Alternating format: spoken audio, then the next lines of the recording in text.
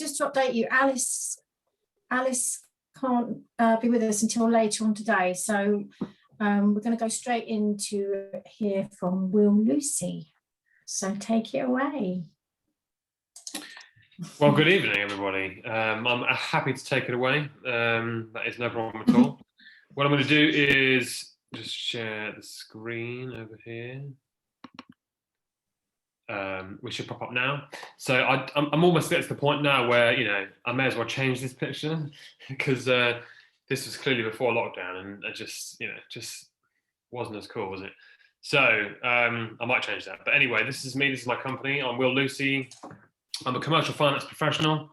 And that means that I absolutely love anything funding related, finance related.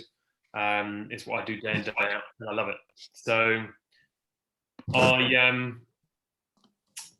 have a brokerage based on the South Coast, and my background is that I was an accountant, chartered accountant, and well, I still am a chartered accountant. I mean, it doesn't go away, but I don't practice anymore. I was working in-house for various different industries, found my way into property development about 13 years ago, working for developers in-house, construction companies, fair-sized ones, as a finance director, and of course, funding was the lifeblood of those businesses, and I got really into it then. So I went off to do it myself 4 years ago. So that is in a nutshell. So I'm going to go through a couple of things in this talk. I'm going to hopefully provide some value for you developers out there. Before I start, the idea of this, anything discussed really in these slides is finance for business purposes. Okay, it's aimed at limited company borrowers. So it's if I mention anything to do with solicitors and tax and accounting or lots of stuff, it's not something we advise on. So always do take advice from the relevant industry experts. Okay, so move on through. Okay, these are all the services that we offer. They're all development related, really. Obviously, there is buy-to-let at the bottom, complex buy-to-let. It's complex because we do things for buy-to-let like planning plays where people are buying houses and getting planning for land on the side. The house is rentable, so you could do it with buy-to-let finance. It has to be the correct lender. Most lenders do not allow you to have to go in for planning. Okay, it's probably going to be against we're probably going to be in breach of a loan agreement. You should always check that. Okay, and they do pick up on these things. So that's the kind of thing we do for buy-to-let, or it is large development exits onto term loans, say 20 units, 20 flats, or 20 houses on one title, or a mixture of commercial and resi, things like that. That's kind of our bag. So what I want to talk about today, okay, is I just want to go through some of the things that you could be using for building up your portfolio or scaling up your developments. Okay, they're just. Some of them are quite basic, but I just like to make sure everyone's aware of these things and make sure that if you're not using them, you should consider using them, okay? And how they might actually be able to help you, okay? So there's four main things here. So this is number one here.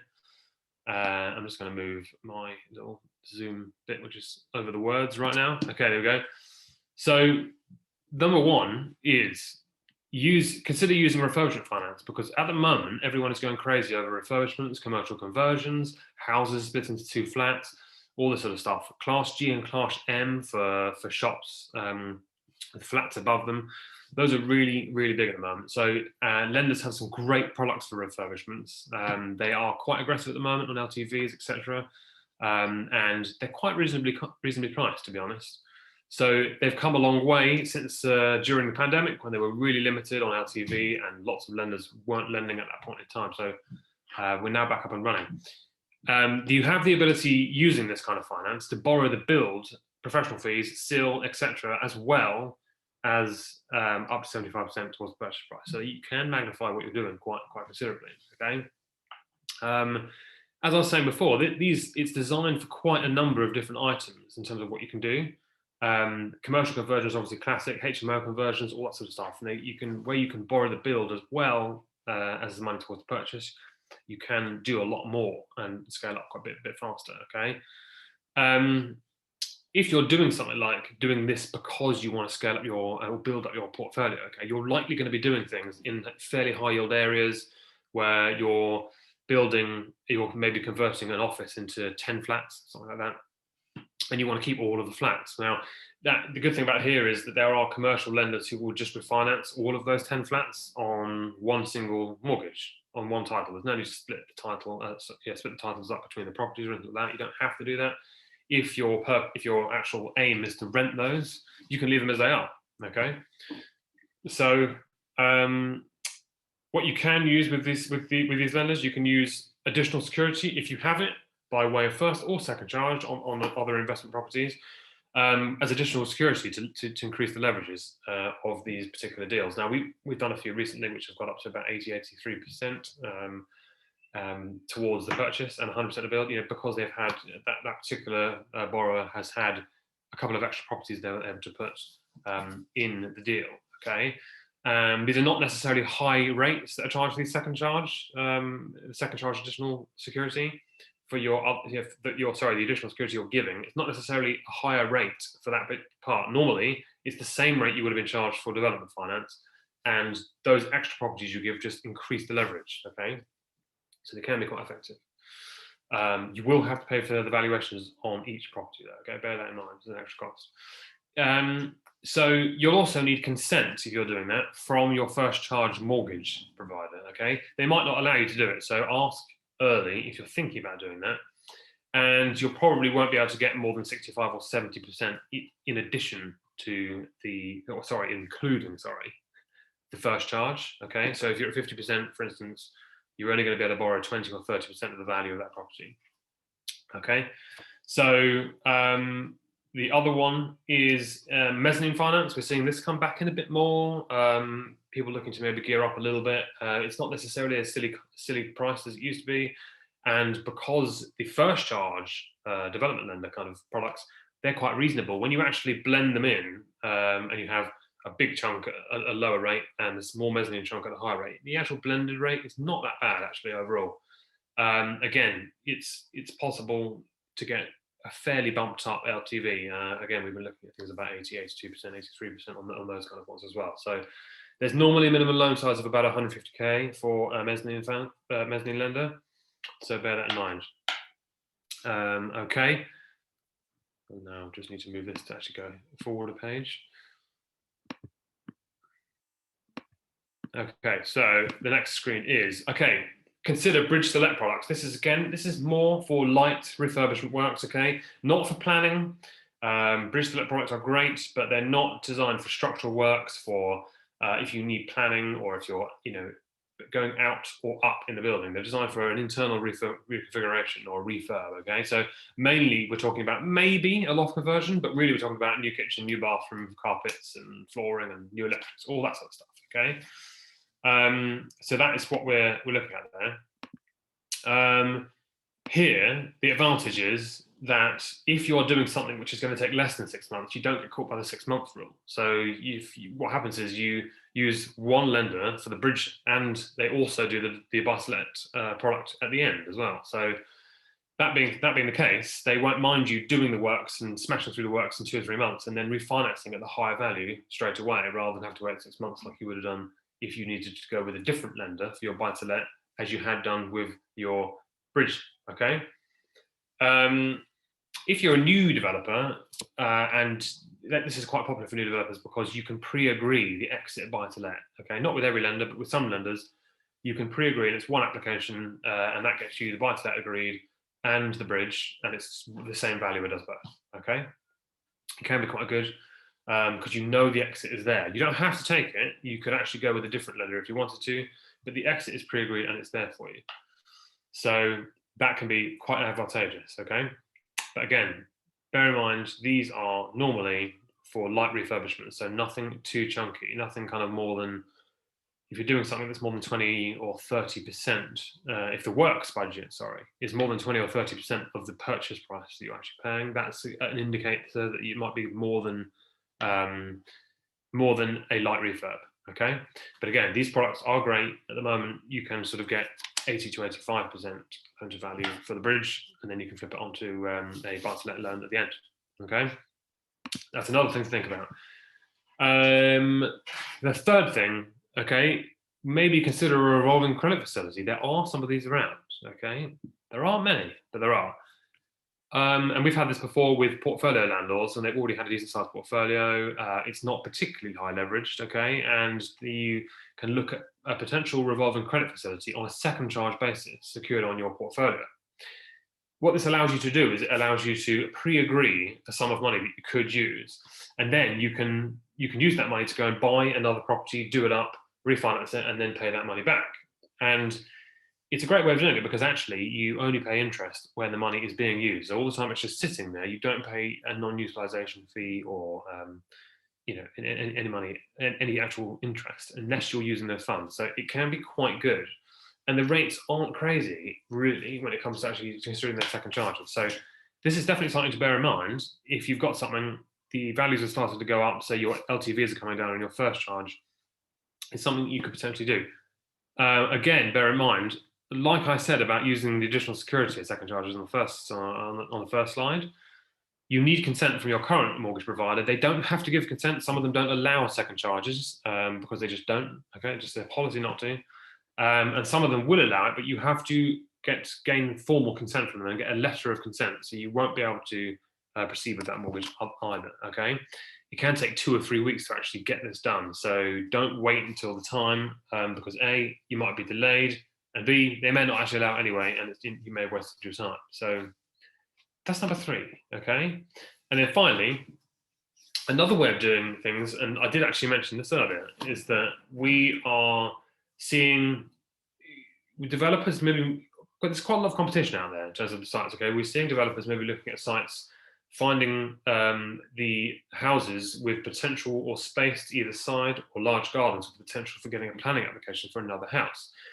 And how we've been looking at potentially funding these is by using a commercial buy-to-let lend. Because the house is rentable, you could rent it during the term. You do have to obviously pre-agree with these particular lenders that you are going to be doing a planning application, okay? Because most lenders, as I say, typically buy-to-let lenders do not want you to do or apply for planning during their term. It's likely to be against their loan terms, so always check that out. And don't try and do something that you shouldn't because they do have checks and balances, and sometimes they do find out. And if they do find out, there are databases that lenders share with people who don't behave, okay? So just don't get on any of those. What you could do is you could declare up front that this is exactly what you're doing, get a commercial lender on board who understands what you're trying to do, and they will put in the loan contract or in the loan agreement, they will probably put in there, you are not allowed to do any works. And if you get planning for this thing, you will refinance us before you do the development works or any works to the building at all. So that will be written in the agreement. However, they will allow you to do it. So this is great because A, you can get some income during the time while you're sitting back. Some of these planning applications take a couple of years. And B, you can achieve a net loan rather than a bridging loan, which deducts the interest. So you potentially get up to, say 75% net, which is obviously a lot better. But you do need a property on there. You do need to be rentable, okay? So it's obviously not going to work for non-rentable property. You have to have an income in there. You have to be intending to rent it. You can't just say you're going to rent it and not bother. They will do some checks up and things like that. So use it properly, but it can be a really powerful tool, okay? When you are going to exit, you're probably predicting that it's going to say take 18 months or 2 years or 1 year to get this planning. Obviously, bear in mind that some of these products will have early repayment charges. Some of them don't, but the kind of lenders that will allow you to do this probably have early repayment charges on the first or second or maybe the third year as well. So bear that in mind. Obviously, a good broker will actually just bear this all in mind anyway and provide you with all the options. So that is what I wanted to talk about tonight, okay? That is it, really, other than obviously, we always run an introducer program. I always like to say, if you want us to do all the work while you earn some money, please do point anyone else in our direction, and we will split the fee with you that we receive on our first deal. This is very popular. We did lots of this, so I always like to put it in the slides. So contact me if that's of any interest whatsoever. And that is me. So thank you very much for listening. And I am going to hand you back to Hal.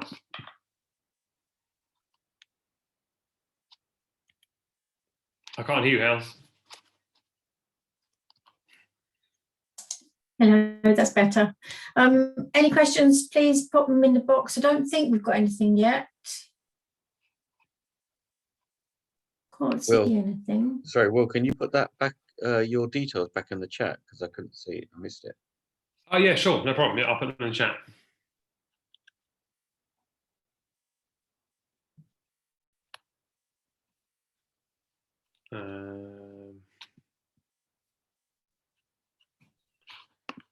Hang on a minute, I'll put them back on the screen. There you go.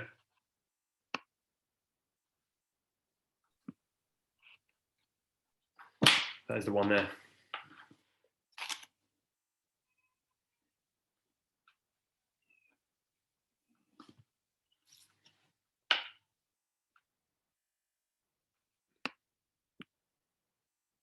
So I'm happy to answer any questions, but most people don't have questions unless a specific deal comes up, and that's normally how it works, right?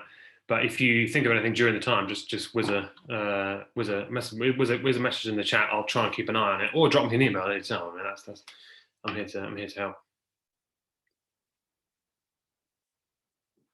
Right, everyone should have got my stuff down by now, I reckon. So I'll hand back to you, Hels, to Thank carry on. you.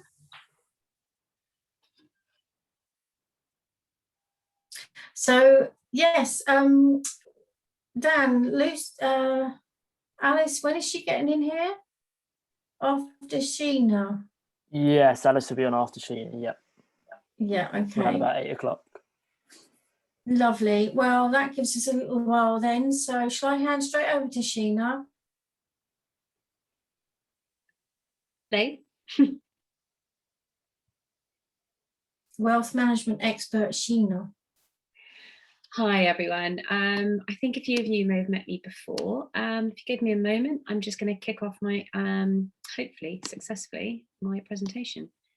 We're a little bit early. There's a first time for everything else. No one would believe you. So, hi everyone. So I'm here today to essentially take you through ways that you can get more from property investment. By not investing in property actually, but I'll get onto that in a minute.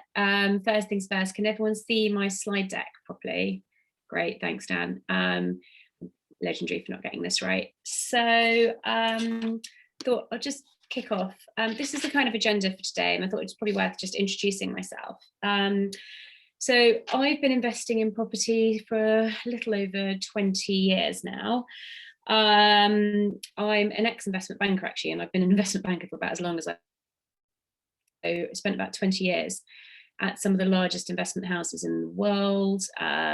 Worked in London, worked in New York, worked out in Asia, worked down in South America. So I did a few other things while that was going on as well. I had 3 kids. I took a couple of sabbaticals and traveled the world. And I took over my dad's property company, and he started that in 1987. And by the time I semi-inherited it in 2016, it had 30 odd years of profit, capital, and problems. They were increasingly large problems. So it sounds great, doesn't it? You're going, oh, you know, you were investing in the 1980s and 1990s. How could you possibly screw that up? Well, apparently you can, and I'll take you through what I learned through that. So I was then in a position where I had a full-time job in investment banking. I had my second kid on the way, so big old baby bump, and my dad's entire life work was about to go down the pan. So I quit my job and decided to become a full-time property developer for a while. Thought it would take me 6 months to a year. So actually I only took a sabbatical thinking I'd go back to it. And about 2.5 years later, I eventually unwound the whole thing. Slightly bruised, slightly battered, very bitter, but having learned quite a lot. So, and that's kind of why I'm here today, because a lot of the lessons that I learned, I think are going to face a lot of us as developers now in the future. And for once in my life, I was ahead of that curve. Dad started investing in the late 1980s. And then when he eventually passed away in 2017-18, he really was kind of one of the first of that generation to have to face some of the consequences. And so essentially, I now make a living in helping future property developers not make the same mistakes, or essentially learn from the mistakes we went through with Dad. Okay, because on paper, Dad was really successful, right? He bought properties at the right time for the right price. He developed them. He got tenants in. There is no conceivable reason why he should have ended up on the verge of bankruptcy in quite the way he did. He also managed to create a legal and financial tangle that took me 2 solid years to unwind. And if I tell you that I'm a qualified accountant, I've worked as a CFO for 20 odd years, and I did a partial law degree, and math, I think I'm pretty well versed at untangling this mess, and it still took me a couple of years. So yeah, that's essentially the sort of purpose of the presentation. The other thing I found quite interesting is if you asked Dad what his why was, like why was he investing in property, I would get the following answers, and I've heard this 100 times over the dinner table. He invested in property because he doesn't believe in stocks and shares, didn't understand them, couldn't touch them, would much more happier and more comfortable bricks and mortar, safe as houses. The other thing is he wanted a secure pension income until the day he died, and he wanted to be able to control that. His third why was very much, he never ever planned to sell. Dad was very much a hold to buy. These houses, these properties were going to feed me, they were going to feed my kids, they were going to feed my, generations to come. They were going to get passed down from generation to generation, and that was going to be Dad's legacy. And then the last one, probably as he got older, he wanted an easy life. And he liked the idea of just being able to put good tenants into a property, clip the coupon, collect his rent. So how did that work out for him? Well, not that well. So he ended up with massive cash flow problems. He didn't do anything wrong, just wrong place, wrong time. And the last set of cash flow problems almost bankrupted him, which was actually after he got his stroke and just before he died, where we couldn't access the funds in the right way because of the situation he was in. He got a pension income that was at best bumpy, and almost dried up entirely actually for the better part of a year and a half. And then when he did eventually pass away about 18 months after his first stroke, we as the family were left with an IHT bill so eye-watering that I was pretty much forced to sell, well, pretty much just over half of his entire portfolio in an immediate fire sale, basically to pay it off in a way that we wouldn't start incurring interest charges on it, which I knew would just compound the problem. So didn't, in terms of his why, and the reality, there was a massive old gap, right? The thing during this whole thing, I don't mind telling you, I was pretty pissed off. So I was actually furious. I spent a lot of time quite angry because we were surrounded by so many professionals. We had lawyers, we had accountants, we had a financial advisor. He even had a bank business manager. No one actually explained that the way my dad's portfolio was structured was actually, look back on it in hindsight and I go, those problems weren't unusual, they were actually completely predictable, and there was no other way that story was going to end. Yeah, so kind of feeding all that back. And so I was like, why didn't anyone tell me? Why didn't anyone actually point this out to us? And I've kind of realized it's because, I think I've mentioned it before, Dad was pretty much at the vanguard of this. And so the problems we faced, actually many people hadn't faced before. And so they didn't tell us because they didn't know. So and that's kind of why I'm here today. So over the next few slides, I'm just going to show you some of the pitfalls we fell into and some of the ways that I think you can quite easily dig yourself out of them.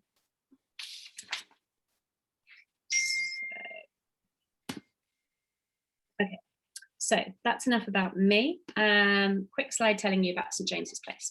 So I've already mentioned I'm an ex-investment banker, so I'm very comfortable in the investment space, been investing in property on and off for 20 years. I retrained as a financial advisor about 2.5 years ago now, almost as a direct result of my experiences working with my dad's company.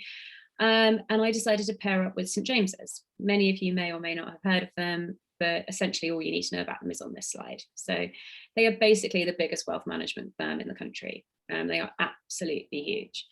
FTSE 100 company. This slide's a little out of date actually. They've got about 130 billion of assets under management.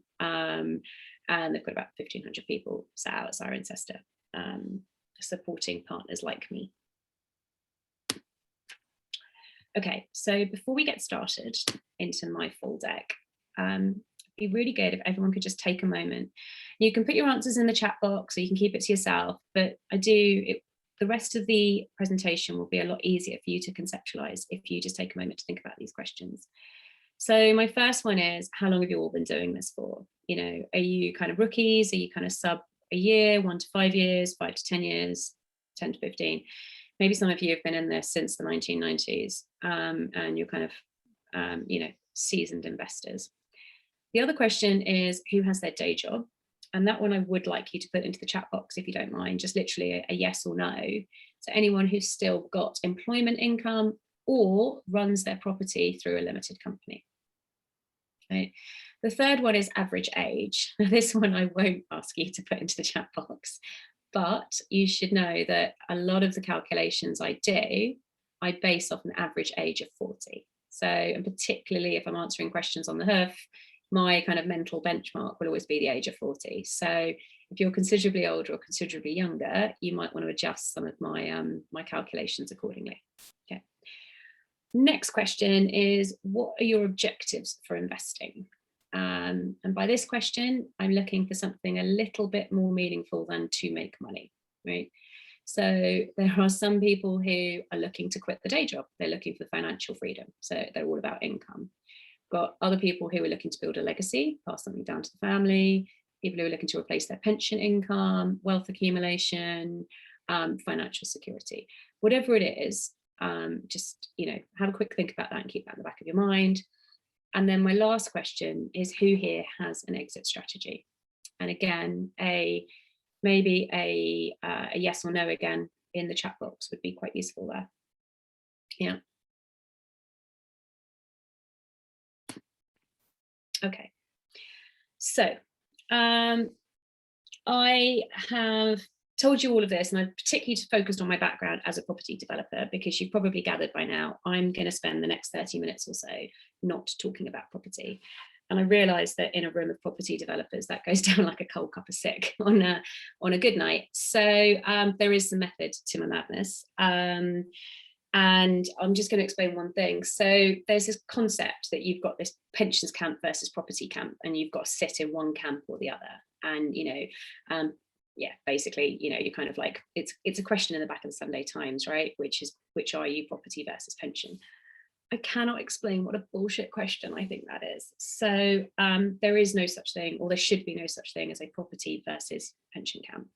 It should be a kind of, how much of each do you prefer? Where are you weighted? But I'll come on to that in a moment. Yeah. The reason people ask it is because it plays into preconceptions. It plays into people's comfort zones, and it plays into essentially people's insecurities a little bit. Because if you've spent all this time understanding one camp, and property is a complicated camp, and the investment markets are also an complicated camp, yeah, you're not necessarily going to have the time to understand the other camp, yeah. And it's much easier just to dismiss it and say that's no good, than to admit that you don't understand something, or that you don't have the time to understand something, and then there's the whole fear of missing out, and then it's just easier to go, do you know what, the other side's rubbish, I'm going to move on, right? So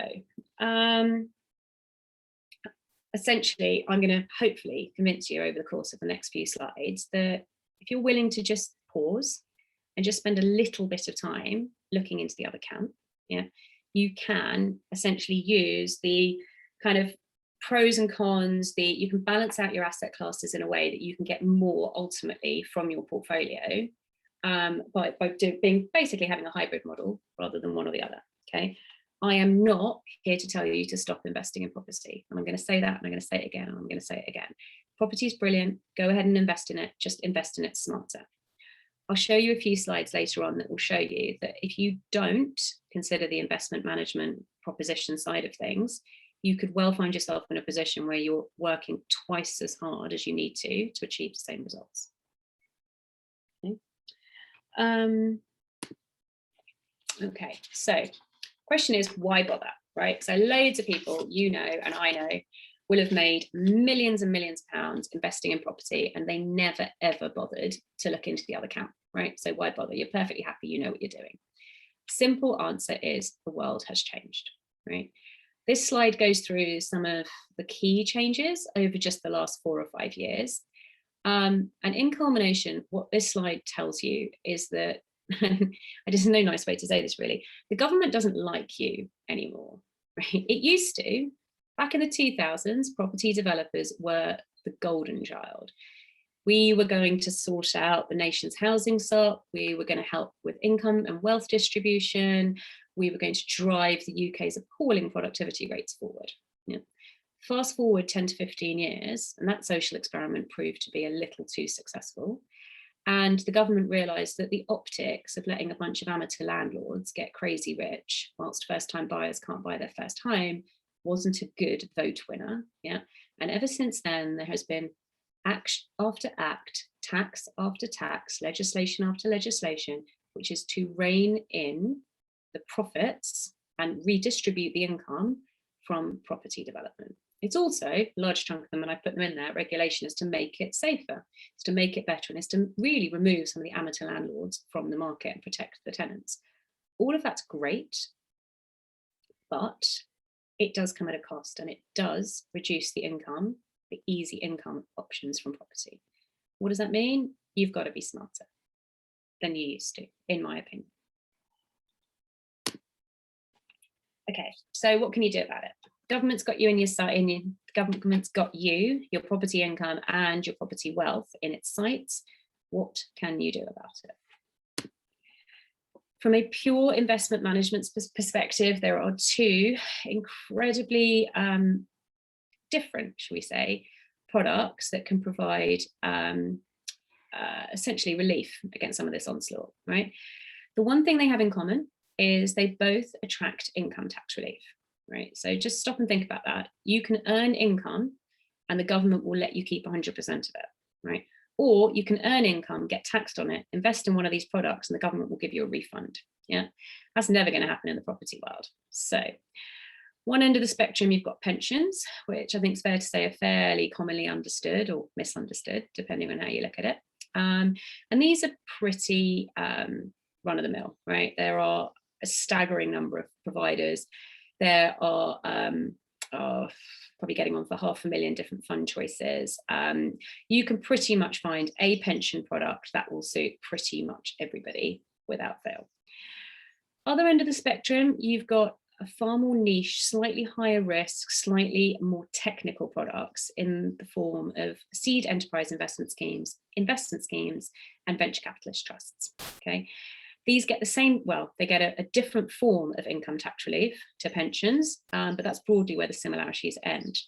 For that reason, through the rest of this presentation, I'm not going to talk about SEISs or VCTs. I have so much literature on these, and I never get to talk about them. So if anyone feels that that end of the spectrum applies to them, feel free to give me a call tomorrow, drop me an email, and I can talk you through them. Most of what I'm about to talk about now will focus on pensions because it's more relevant, more likely to be relevant to more people in the world. Okay, so how do pensions help? Well, the first thing they do is they reduce your taxable income, right? And that in turn reduces your income tax liability. So basically they save you tax, okay? So what does that do? That increases or speeds up your rate of wealth accumulation, right? It doesn't take a rocket scientist to know that if you're not paying tax, you can have more money in your pocket. So you also get, it's also then got a compounding effect on it, is that the initial investments are tax-free, and then all the while they're invested, any further income that's earned on those investments is also tax-free. So you've got tax-free growth on tax-free growth on tax-free growth, yeah? This leads to greater net wealth ultimately, and it also allows you to get to faster debt-free property ownership more quickly, right? And I'll talk about that in a moment, about the alternative to paying down the mortgage could be saving into a pension to get you there faster. Okay. The other way that pensions help that isn't quite so linear is cash flow. So we all know cash is king, and by using pension products or investment products alongside property income, property investments, you can level the playing field slightly.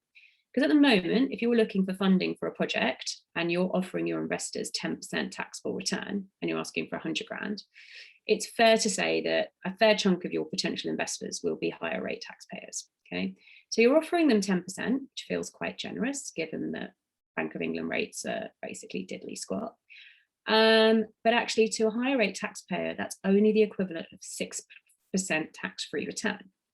Then they've got the choice between putting their money into an incredibly well funded, well respected big kind of city firm for 6% tax-free, or little old you at 10%, all of a sudden your 10% isn't feeling so generous. If, however, you can offer them a 10% taxable return and then show them a way of keeping that at 10%, all of a sudden your access to future cash flow can shoot upwards. So there's an element there of playing smart and increasing your access to cash. Okay, let me just show you how that works, just in case no one believes me. So now, so the one thing about pensions, and I'll lay it out there at the front, is you cannot put pure rental income, property income into a pension. So you have to have employment income, which means you either need to have your day job or you need to earn your property income through a limited company, and then the limited company can make pension contributions on your behalf. The example I'm working through here is the one where you've kept your day job. So let's say, for argument's sake, you've got 50 grand of employment income and you're making 10 grand on your rental income. Mortgage interest's 5 grand. So in your mind, your net income's 55 grand a year. Thanks to good old Section 24, yeah, you'll get taxed in the following way. So you've got 12.5 allowance, 37.5 at 20%, 40% at 4 grand. Sorry, 20% for 37.5, and then the whole 10,000 gets taxed at 40%, which is a 4 grand, giving you a total tax bill of 11.5.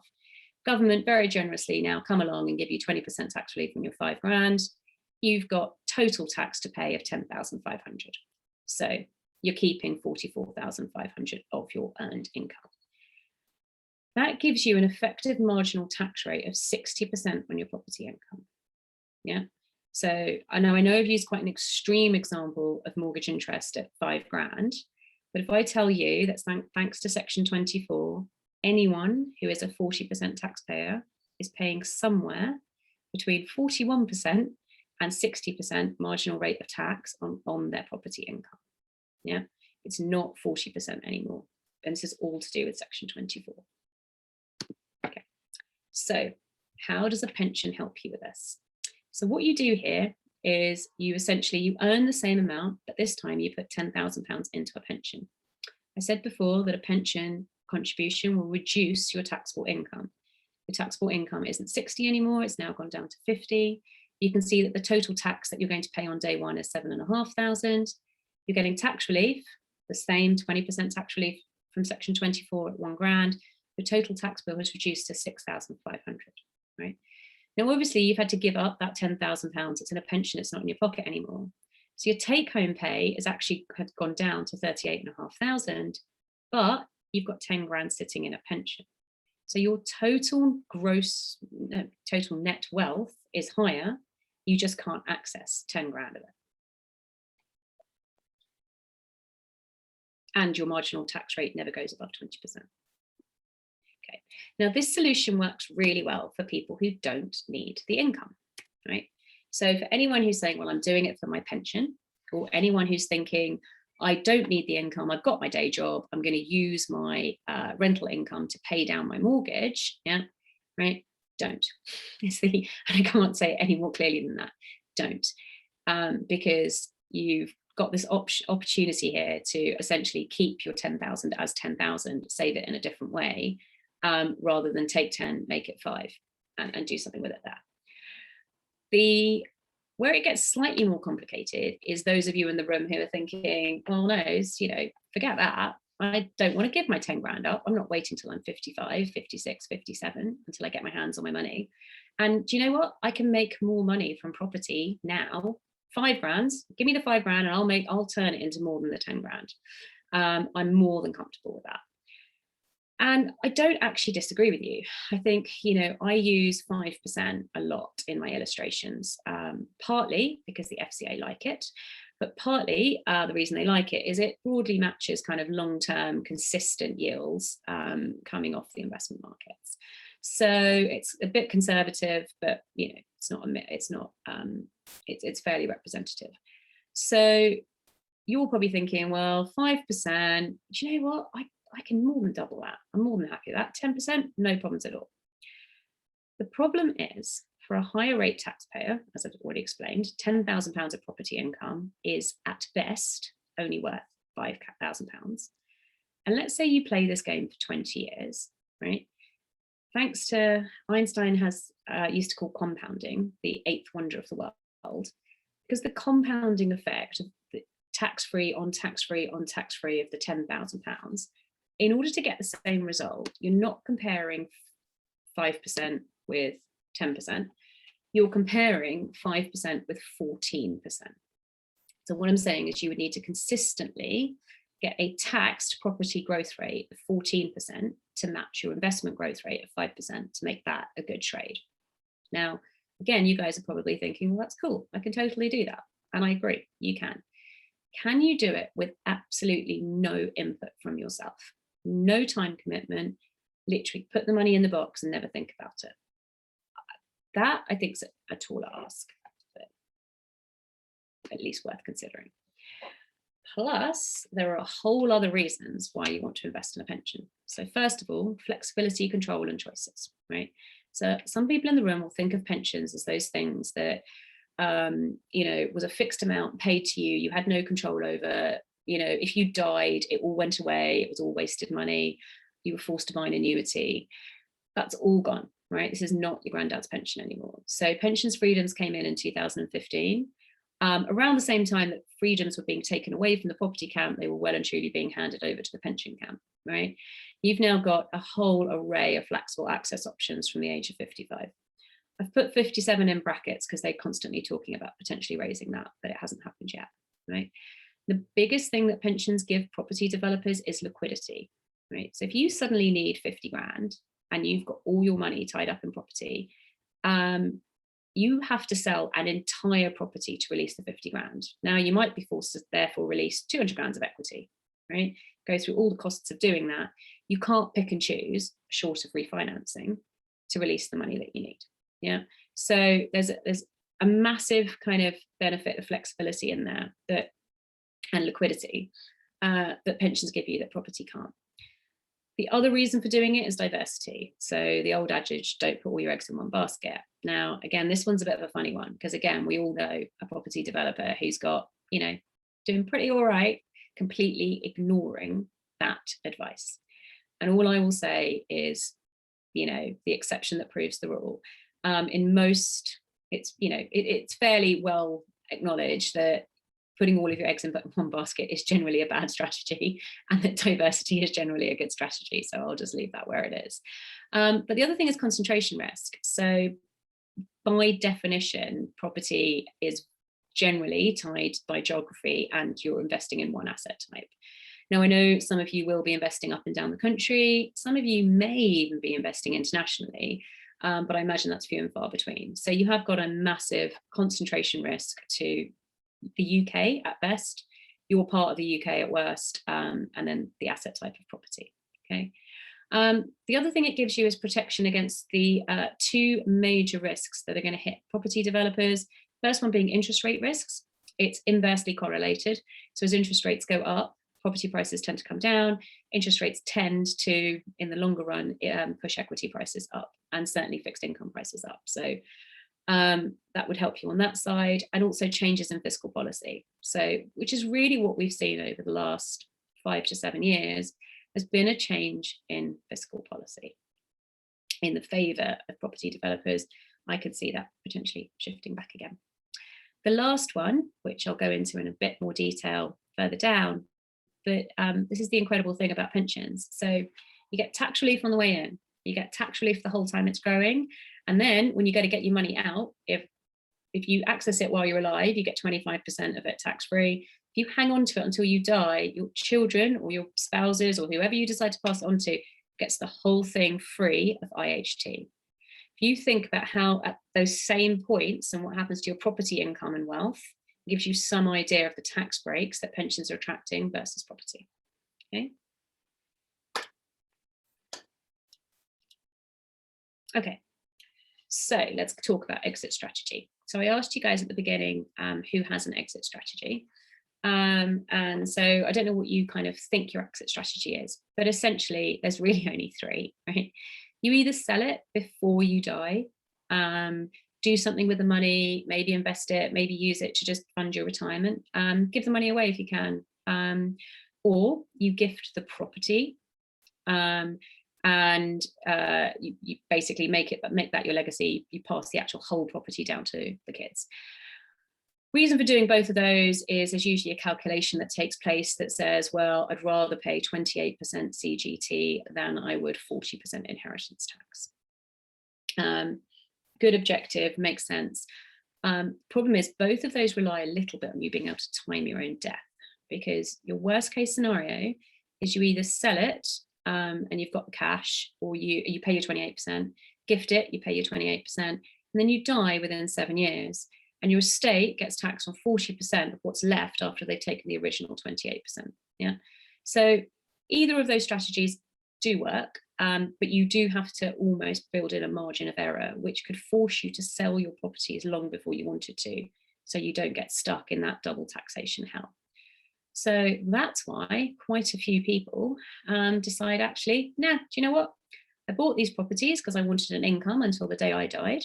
Well, I'm going to do exactly that. I'm not going to try and second guess when I'm going to die.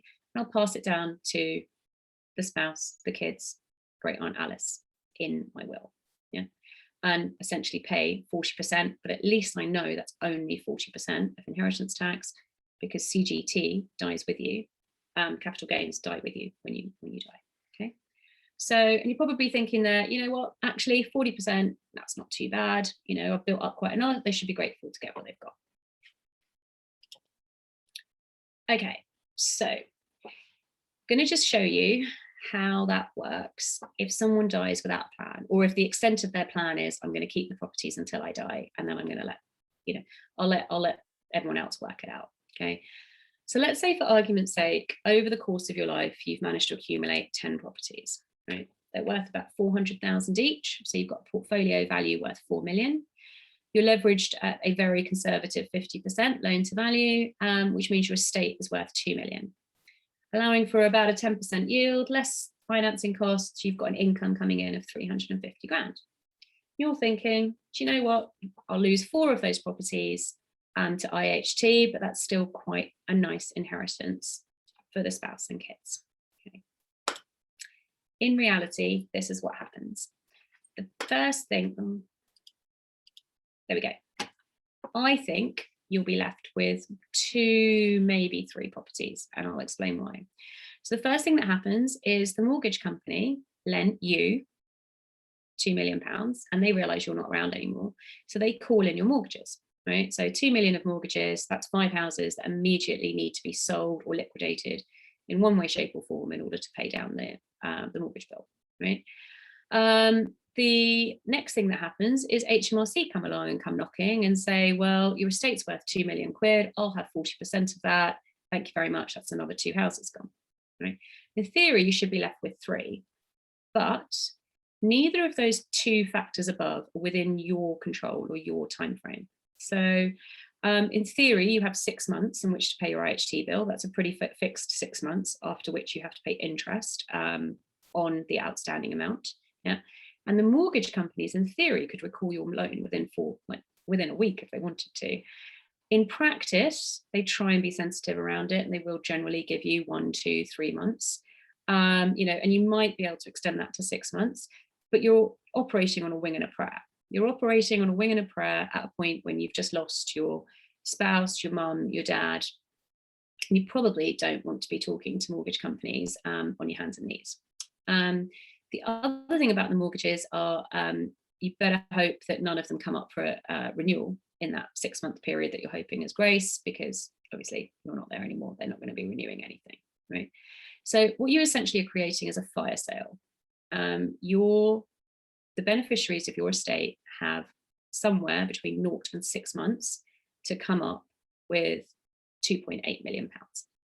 Yeah, so I don't know about you, but I bought my house, not this one, but my house before, in probate. And we've always used it as a euphemism, right? It's like I bought it in probate, it's a euphemism for I got it cheap, right? And this is why. This is why you see so many properties at auction going cheap in probate, yeah? And I reckon the probate premium, between increased costs because you're in a hurry and you're stressed, is worth somewhere between half and a whole house, right? So hence I reckon you end up with 2 to 3. So your net income that you think you're leaving for your beneficiaries has gone from £350,000 to somewhere between 80 and 105, and they're lucky if they're walking away with 2 debt-free properties. Okay, right. So that's depressing. So let me just show you some of the things that you might be able to do about it. Okay, so pensions, again, they're a flexible option. So if over the years you squirrel a little bit away in their pension, the people looking after your estate after you've gone have got the option of accessing your pension for cash. So you're not forced to sell properties when you don't necessarily want to. Yeah. The other thing that is quite useful is life insurance policies. Now, these are not the ones that I think probably a lot of you have and take you up to the age of 65 and cover your mortgage. These are what we call whole of life insurance policies. And essentially, you can take money that's inside your estate. So let's say, for argument's sake, £500 a month of what would be inside your estate. You can use it to pay the premium on these policies, which creates a lump sum that's outside of your estate after you die. Yeah. So I have quite a lot of clients who are paying into £500,000, £1 million lump sum policies, knowing that their kids can then just open that box when something happens and use it to pay off the mortgage companies or the IHT bill. Yeah.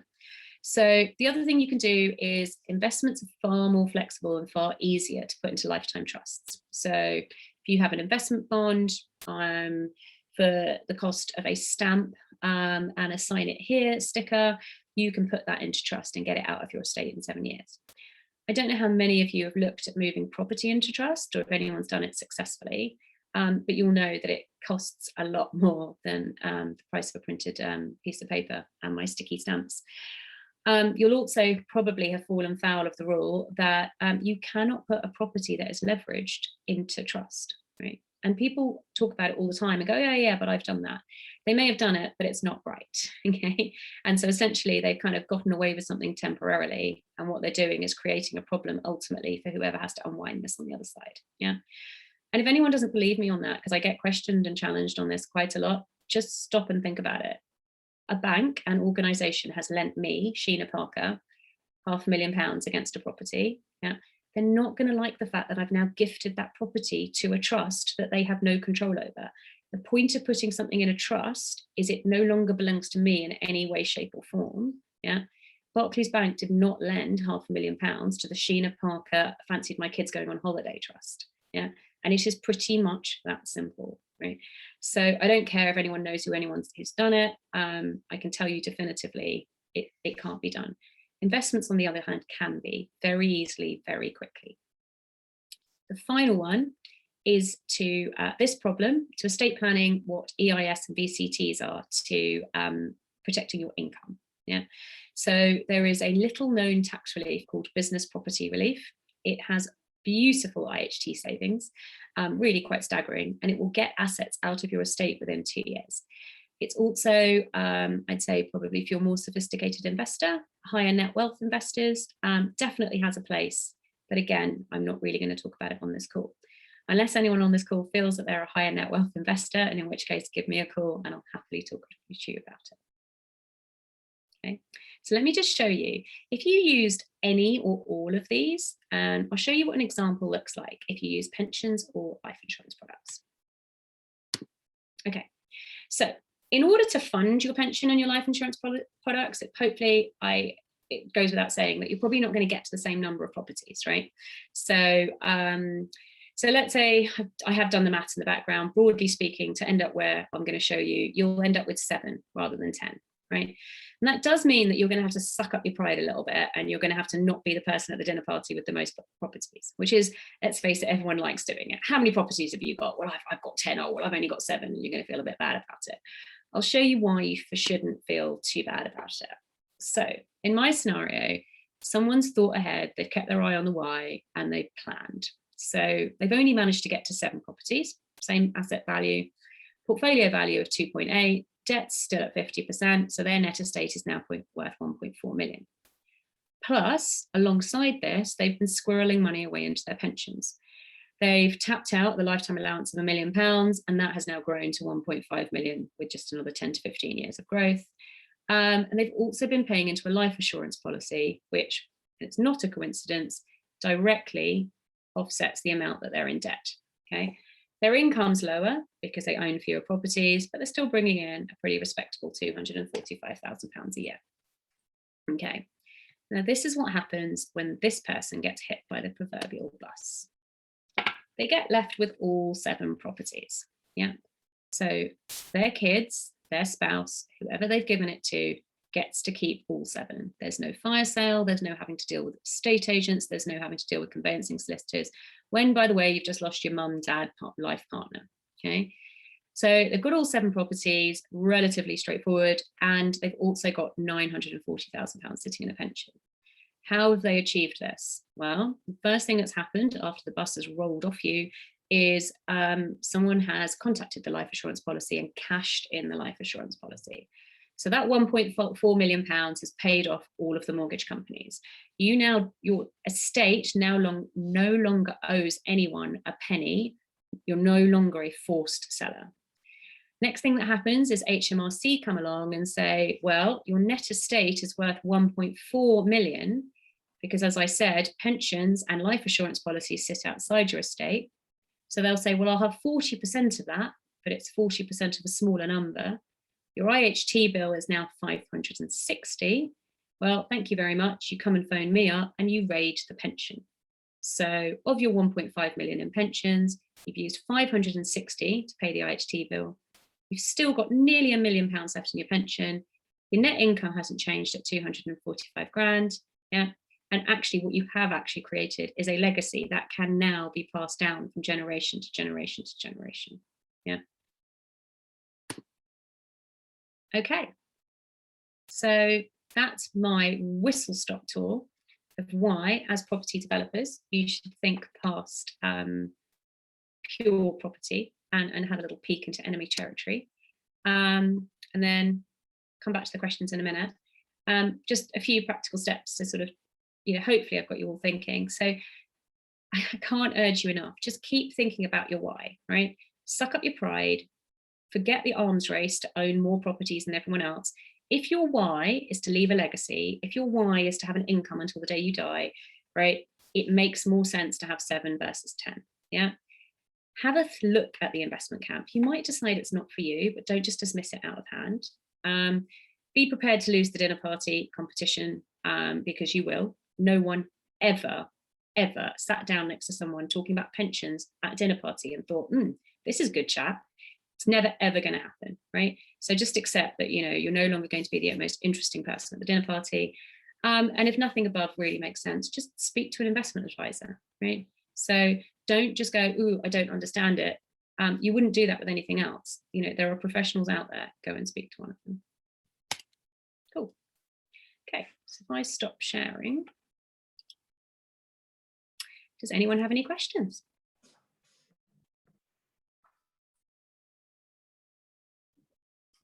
Ooh, deathly silence. Is anyone still awake?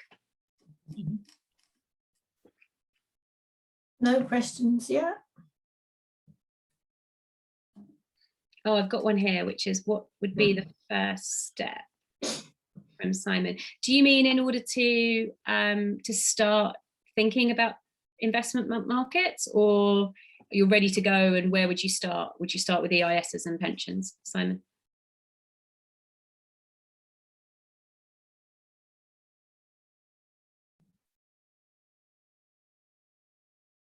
Okay, you're ready to go.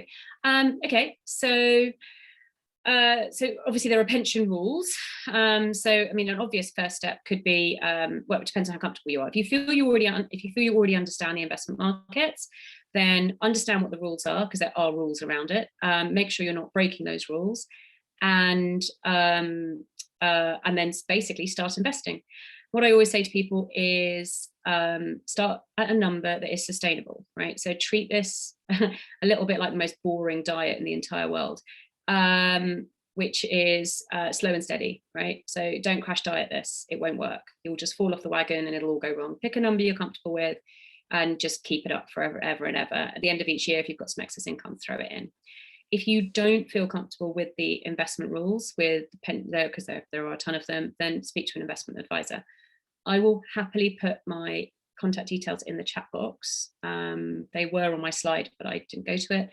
I'm more than happy to talk property with anyone ever. So, and yeah, half an hour, more than happy to talk you through it.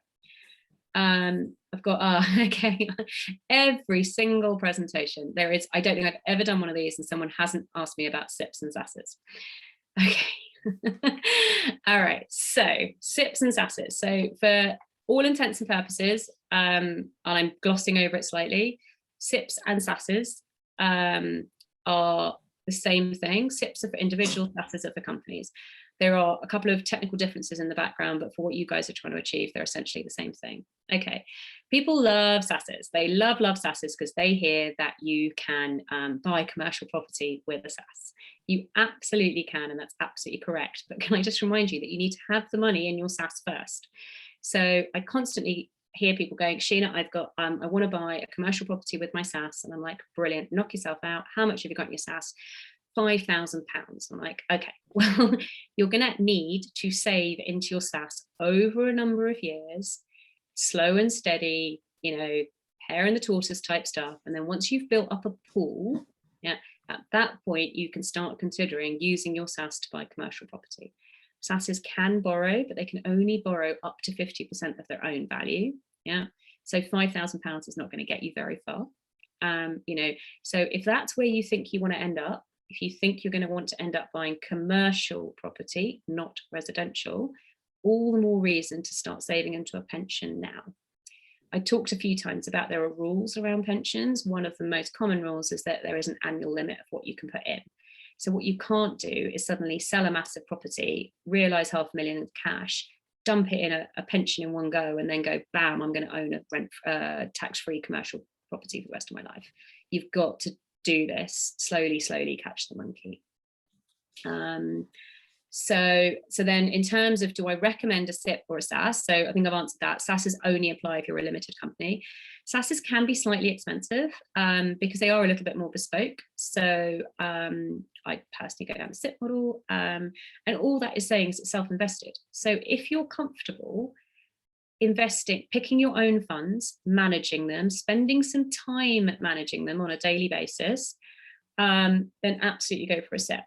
If you're not, and you're a bit further into the property camp, and you're like, do you know what, I don't know enough about the investment markets, I understand how they work, but I don't want to be the person managing it every day, then go for a discretionary managed fund.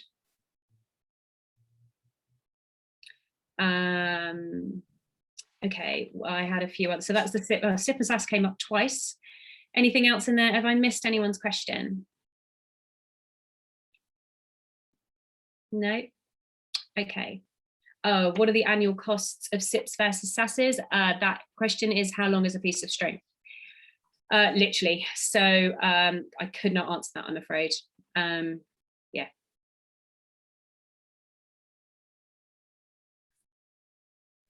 Just had a question in from Ed who says, what's the best way to contact you, Sheena? Okay, right, that one's easy. So I'll put my contact details in the chat box. If you give me a second, if anyone finds this easier, I do actually have, as I did this finally, let's have a look. Hang on, I've got to get this right. There we go. That's the best way to contact me. So they're there, but I'll also put my contact details in the chat box. But I'm also on LinkedIn. So if anyone wants to find me on that, I'm not very good at social media, but I do actually use LinkedIn. And the final thing that I'm starting this week, first week in June, so this week, is I'm about to, because I get asked these same questions quite a lot, I've just put together a monthly e-briefings, essentially. And it's a kind of rundown of topical topics on in the market. Some of them will be property, some of them won't. But it's essentially a monthly newsletter. So if anyone would like to be added to that newsletter, if you put your details in the chat, I'll scribble them down and I can add you to that.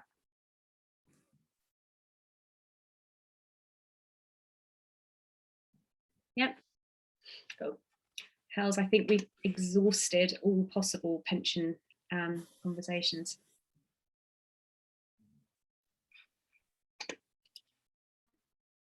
Let me just stop sharing my screen.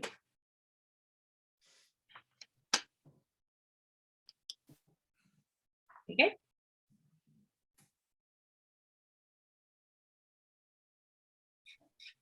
Yeah, that's cool. It's people putting their contact details in for you now. Great, thank you. I'll just keep picking those up over the rest of the call. So yes, obviously with the time's changed a little bit, but Alice Dartnell is here. Hello, Alice. Hi. I think you're going to come on now and do your little bit for us, please. Yeah, absolutely. I've got some tips for you guys today to help you with your time management. I'm just going to share my screen. Dan, thanks so much for already sorting that out.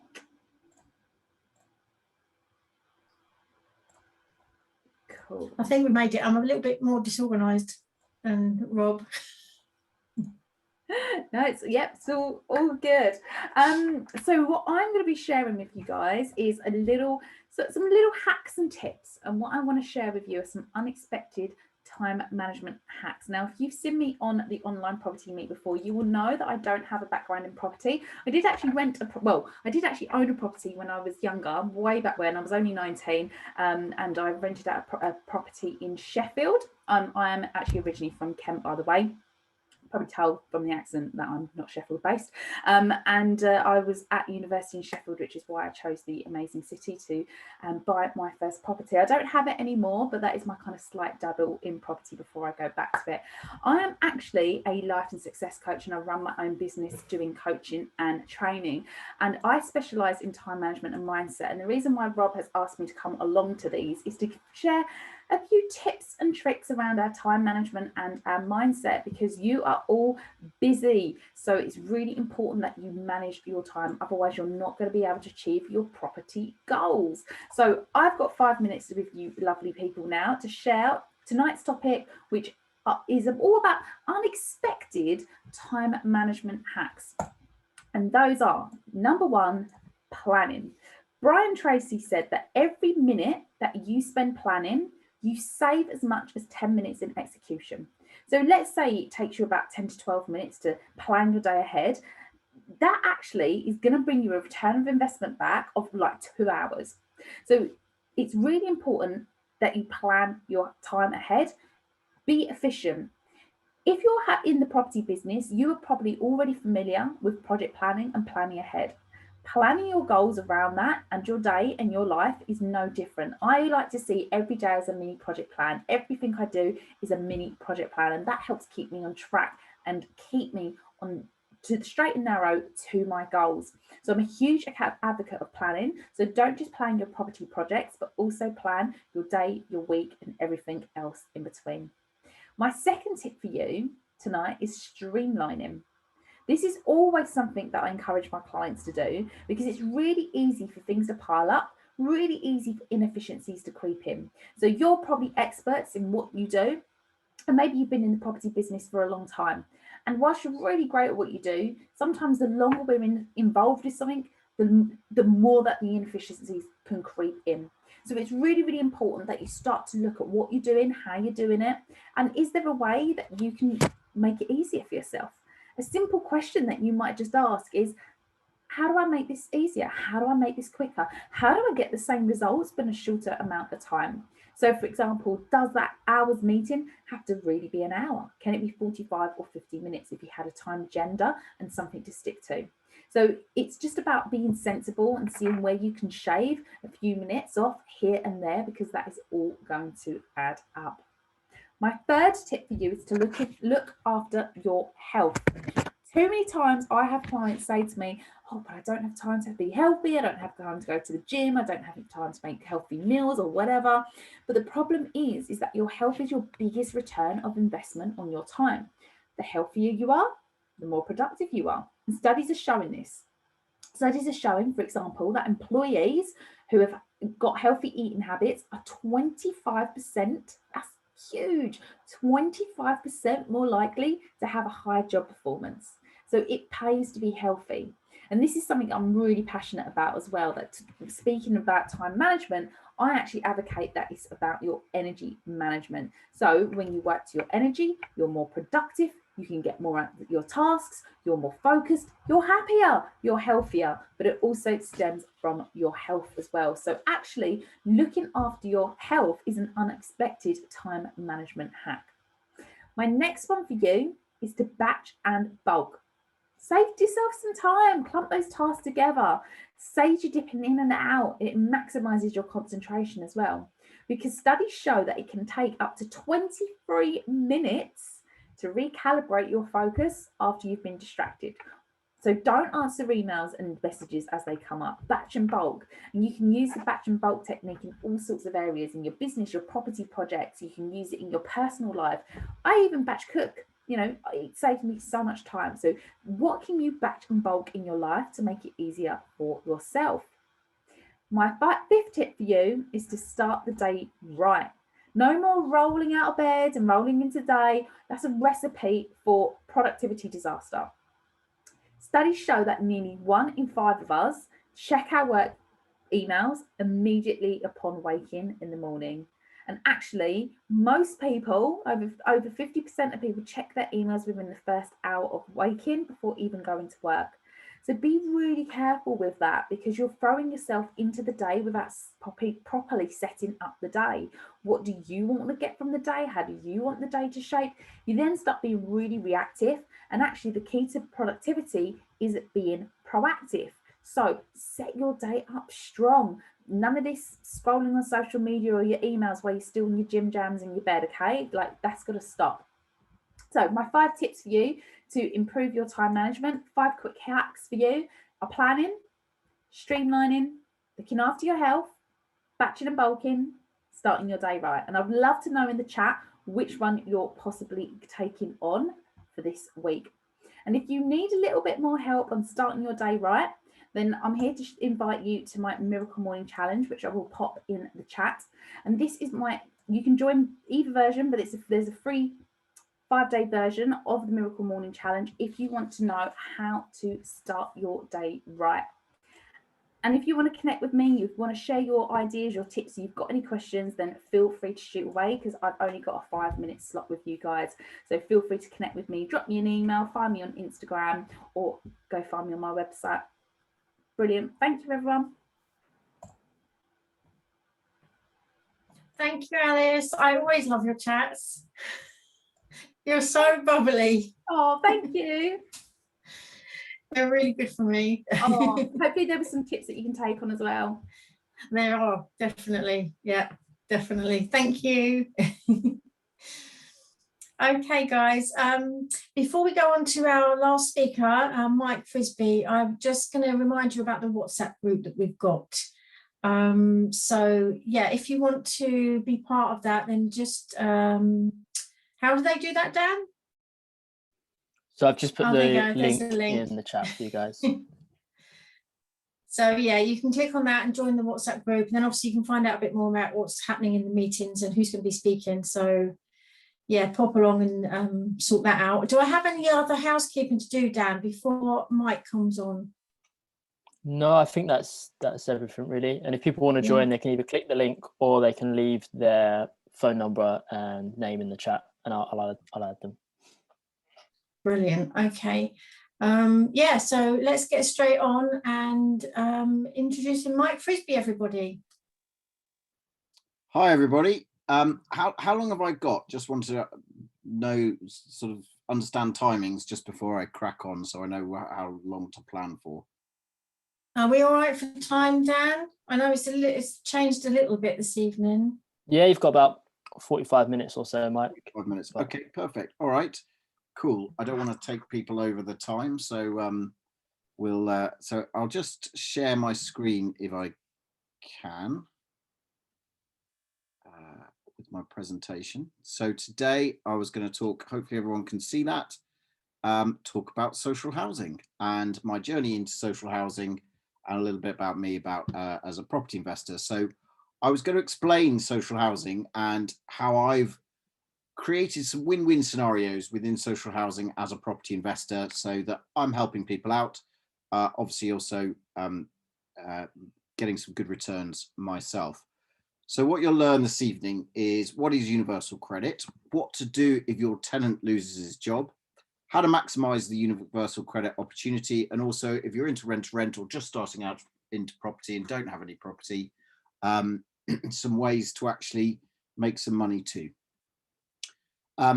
what I was going to do as well is I've written a chapter in this book called Property Innovators. If you're interested in that, and also a YPN article that I've written, I will let you know how to get hold of that at the end to motivate people to stay right to the end, because I know it can be a bit of a long time sitting in front of a screen. So hopefully you'll stay to the end, and I'll share with that some bonuses.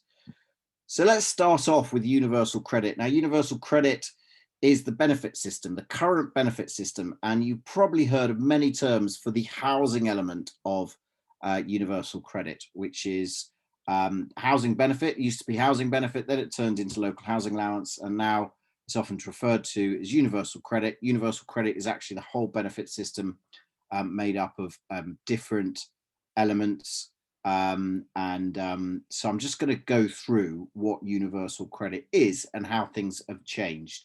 Because what happened is the coalition government introduced universal credit to make work pay, to give everyone more financial responsibility, and wrapped up a lot of different benefits so that people could easily understand that if they went back to work, how much money they would still retain in benefits and how much they'd be earning extra through going back to work to make work pay. So the old system, you had many different things made up. So you had job seekers allowance, earning support allowance, income support, working tax credit, child tax credit, and housing benefit. And some of those were all administered by different departments, different. So JSA was done by the job centres and that kind of stuff, whereas housing benefit was administered by local authorities. It's all switched over to the job centres and administered centrally now, and it is merged into one payment. However, one thing to be aware of is that outside of that is people on pensions and also people who are on disability living allowance. They've changed the name to PIP, Personal Independence Payment Plan, and pension credit is modified pension credit. So that's outside of all of that. But essentially, if you're on benefits, so if you've lost, unfortunately, come across hard times in the pandemic, you'd be now applying for universal credit, which will give you a living element, and it would give you, so there are 4 different elements that make up your universal credit. So there's the standard allowance, which is your living allowance, which is essentially for you to live, which could be essentially what was job seekers, earning support allowance, and those kind of things. Then there's allowance if you've got children. Then there's a housing contribution. Now, the housing contribution is calculated pretty much from the old system, which was called local housing allowance. So they pulled through local housing allowance into the housing contribution for universal credit. So you'll still hear the terms a lot called local housing allowance, because there is still a local housing allowance, but it's just administered by the universal credit team. And then if you have any additional needs, is the 4th element that gets made up. So they look at all of those elements, allocate what you're entitled to, which makes up your maximum possible universal credit payment. Obviously, if you don't earn any other money, that will get paid to you. But if you do earn some money, then anything that you earn, basically 65% is deducted. So you do keep more than you lose. So you will be better off. But if you have non-earned income, that is completely deducted. So for example, if you have £100 in an account, I know it won't earn much interest, but say you earned £1 in interest, then £1 would be deducted off your benefits. So those deductions, after those deductions, is what you receive as universal credit. Now, universal credit is one payment a month that essentially normally goes to the claimant themselves.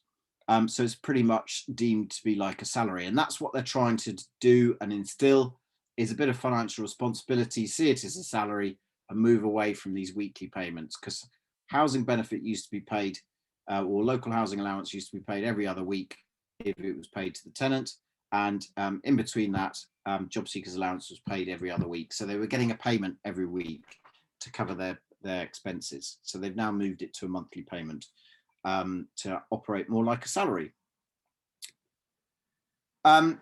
Obviously, what's happened is, universal claims in COVID has gone up. It's gone a bit ballistic, unfortunately. So obviously, there's some people who've done okay within we were talking about this just before we came on this evening.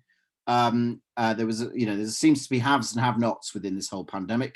A lot of people who have reasonable jobs can't spend the money, and so therefore their bank balances are going up, and then the whole load of people who have lost jobs or can't earn enough, or their business isn't doing very well, and their bank balance has gone the other way and starting to rely on universal credit. And in the immediate first lockdown, there was 2.2 million increase in claims due to the pandemic, and it's now gone up to about 6 million people claiming, which when we went into the pandemic, we were just under 3 million. So we've kind of doubled within the pandemic, the number of people on universal credit.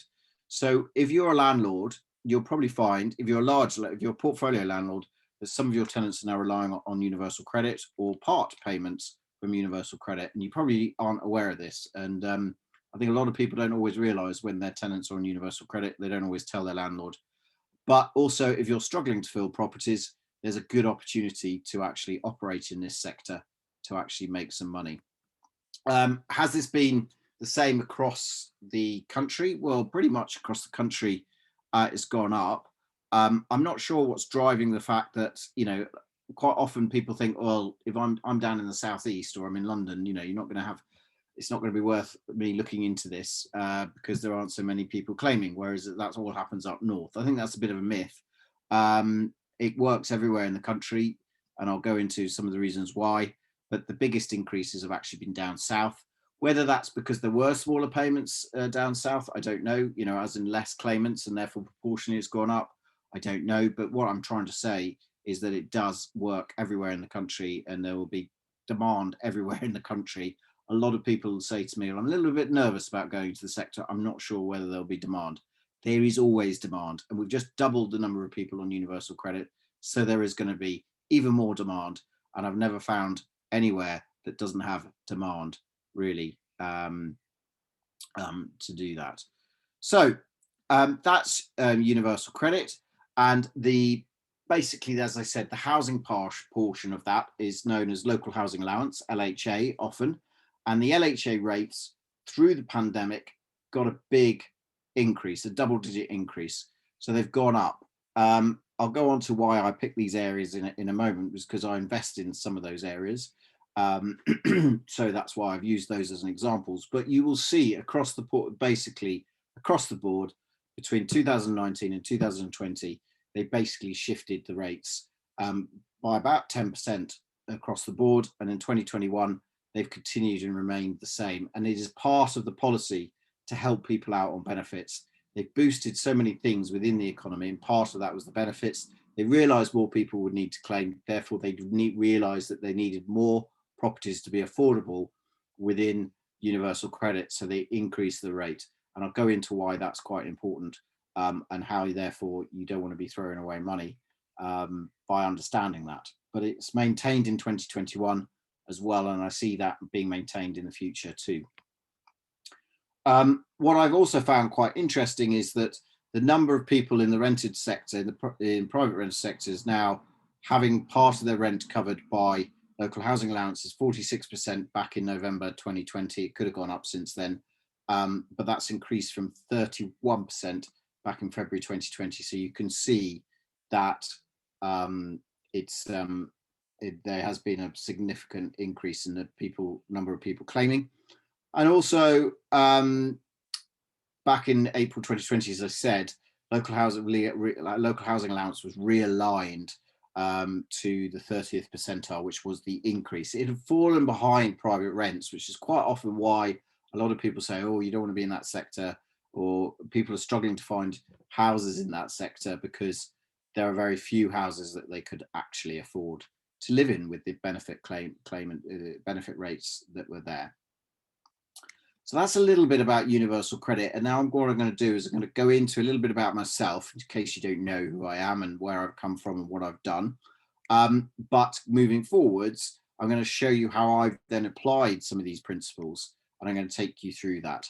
But just before I do that, there's one last thing. Is the other thing that happened was that everybody got a 20 quid a week boost to their universal credit.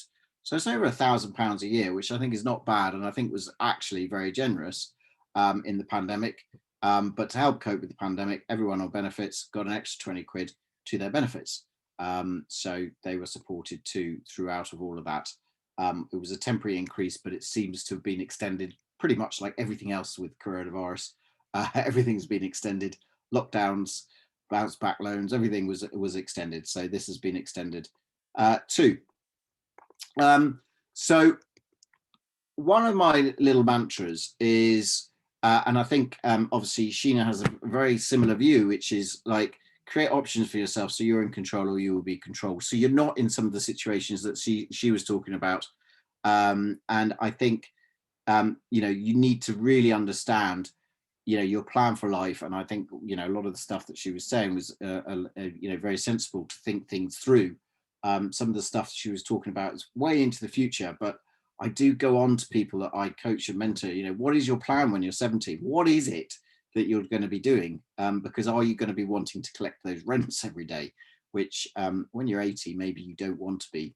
So you need to really think that, because everyone thinks of life. But anyway, just before I go into all of that, I started out in the corporate world. I did business studies as a degree, went into marketing and strategy, and worked for some great brands. Actually, I worked for Guinness, was one of them. I worked for Unilever, which does a lot of brands that are in the supermarkets, things like Hellmann's, Marmite, Persil, Lynx, Shaw, Dove, Ben and Jerry's ice cream. So many brands. You walk up and down the shelves and you can't help but see a Unilever brand within there. So I did enjoy it there, but I wasn't a massive corporate bod. I was never like bought into the corporate world. And I'm sure there was one of the questions earlier, and I didn't look through, who's still in a job. Well, I would have been one of those people a while ago. And it was 15 years ago, I actually jumped out of my corporate world job and into property. But it was something that, because I just didn't like, you know, where my life was heading, really. You always had to reapply for jobs. It was always uncertain. You know, I think actually Unilever would have been fine during the pandemic, because, you know, the supermarkets remained open. So they would have remained open for business. And actually a lot of their products would have done very well, because there are a lot of cleaning products and sterilizing products and that kind of stuff. So it would have actually done very well. So I would have been fine. But it was something that I just wanted to be more in control, as I said, the mantra. And I didn't really fit into the corporate world. And I don't feel I fitted for many reasons. I'm not one of these guys who loves sending lots of emails and doing all of the right things. And you'd work on a project, it wouldn't get anywhere. And then the person's project who got somewhere would get the promotion. And it was, you know, it was all those kind of things that I'm sure a lot of people can relate to. And the other thing is that I was dyslexic as well. So I wasn't always the quickest, as I said, with the emails and all that kind of stuff and writing up these reports. Yeah, I felt I had good ideas. I knew what we should be doing and actually could see things that other people couldn't see. You know, just knew that that was the case, which to me is entrepreneurial. You know, that's very entrepreneurial. But because I also had dyslexia as a kid, I always had a drive, always had a point to prove. And I think it gives you a lot of really good hard work ethic. And that's why I think a lot of dyslexics go on and run their own business. Richard Branson being one of the famous ones. I think probably Elon Musk is. There's so many really famous entrepreneurs who are dyslexic. And I think that's why I now feel blessed, because I think it's given me a lot of the stuff that really drives me forward, that really helps me out and really works for me. So I think that's something that I think, you know, if I could go back and tick that box or not tick that box when I was being born, I would actually now tick that box. If I was a kid, there was no way. When I was sat there trying to read in class, there was no way. So, you know, you do change in life and you realize that actually, you know, you get strengths. And I can now see things that I think other people can't. I think I'm so much more solution focused, creative, and can see things, and I can see things in property that I think other people can't see. And that's lent itself to this industry quite well. And there's always problems to solve in property. I'm sure anybody who's done a property project can relate to that. There's so many things to solve, and we just need to get on and solve them and do it. And you need to work hard. So entrepreneurship has always been my passion. And actually, I decided to apply entrepreneurship through property. So if we wind forward to 15 years forward to where we are today, I'm a multiple property business owner. I have several property businesses. One is my investment business, so Brankin Investments and Developments, where I develop and invest in properties across the southeast of England. I specialise in high-end HMOs and social housing, blocks of flats, refurbishment projects, and I've got a fourth business opening up, which is actually a property investment fund, which is going to be investing in high-end blocks across the southeast of England soon. We're just waiting for the money to drop in. but COVID is making that slow as well. And you might think, well, Mike, you're doing social housing. I have a diversified strategy within property. I do high-end, good properties, differentiate myself not on price by the product that I offer. And then in social housing, again, I differentiate myself from the competition because of the service I provide and the ability for me to get tenants into properties they wouldn't necessarily be able to move into. And I think those two pieces of differentiate sets me apart from the competition, meaning that I can operate in higher margin parts of the property world rather than the Magnolia little buy-to-let that doesn't have a massive margin, especially when all the homeowners are after the same kind of property. I also run a lettings agency down on the south coast in Portsmouth. So I help manage other people's properties there, and probably one of the biggest room providers within that area. And also I coach and mentor people and educate people around property through the Property Business Accelerator. So I help people accelerate their journey to a six-figure lifestyle property business, because quite often a lot of people are doing this to have a great lifestyle, and I think they lose focus of that along the way. But if you don't systemize and do a lot of the things that you should be doing, you end up with, you know, I think it's been touched on several times tonight, you could end up with something you don't want. But I will help you accelerate and get there as quickly as I can, much quicker than maybe some other people. And I also run a podcast, Property Business Accelerator podcast. So do look on all of your favorite podcast apps for that. And I've got quite a few episodes out now. I did launch it through the second lockdown, so we've been going about 6 months now. So I'll have quite a few episodes. Do go back and listen to some of those. There's some fantastic ones from investors as well as property, you know, providers as well. And I've got a couple, and there's a few of me just ranting myself. So do go out that. But I very much live the mantra by live life by design. And so I decided to set out on my property journey. I was starting investing at Unilever, but I felt with all of the change, there was an opportunity for me to take some redundancy and go out and focus on this. And when I focused on it, I actually went out and bought over 20 properties within the first year of being out of the corporate world, which was there to really try and generate some income. But I hadn't really kind of worked that out for myself at that point in time. And I was recycling a lot of cash, throwing a lot of cash around the system very, very quickly. And then, of course, the credit crunch happened and stopped me in my tracks. And that's when I had to go back to putting my strategy hat on and working through how can I maximize this, the assets that I've got. And I realized social housing was it. And I do believe that we're in a similar time with a lot of people. They're going, oh my God, what's going on with COVID? How do I maximize what I've got? How do I be in more control of my life? And actually, one of the most secure parts of the whole system has been throughout all of this is the fact that the government paying your tenants rent works very well and was quite secure throughout this period. So the fact that I had this differentiation strategy was very good, because I know a lot of people were worried about HMOs. They've actually held up quite well, but you know, and in the initial days, I was thinking, oh my God, no one's going to want to live in a shared house. So let me take you back to the basics of housing benefit, how all of this works. And I'm going to go into universal credit for local housing allowance for the housing element. Now, there are different providers of social housing within the sector. One is council housing. So local authorities provide council housing. You hear about council housing waiting lists. They are quite long. You know, you have to be a higher priority to get up them.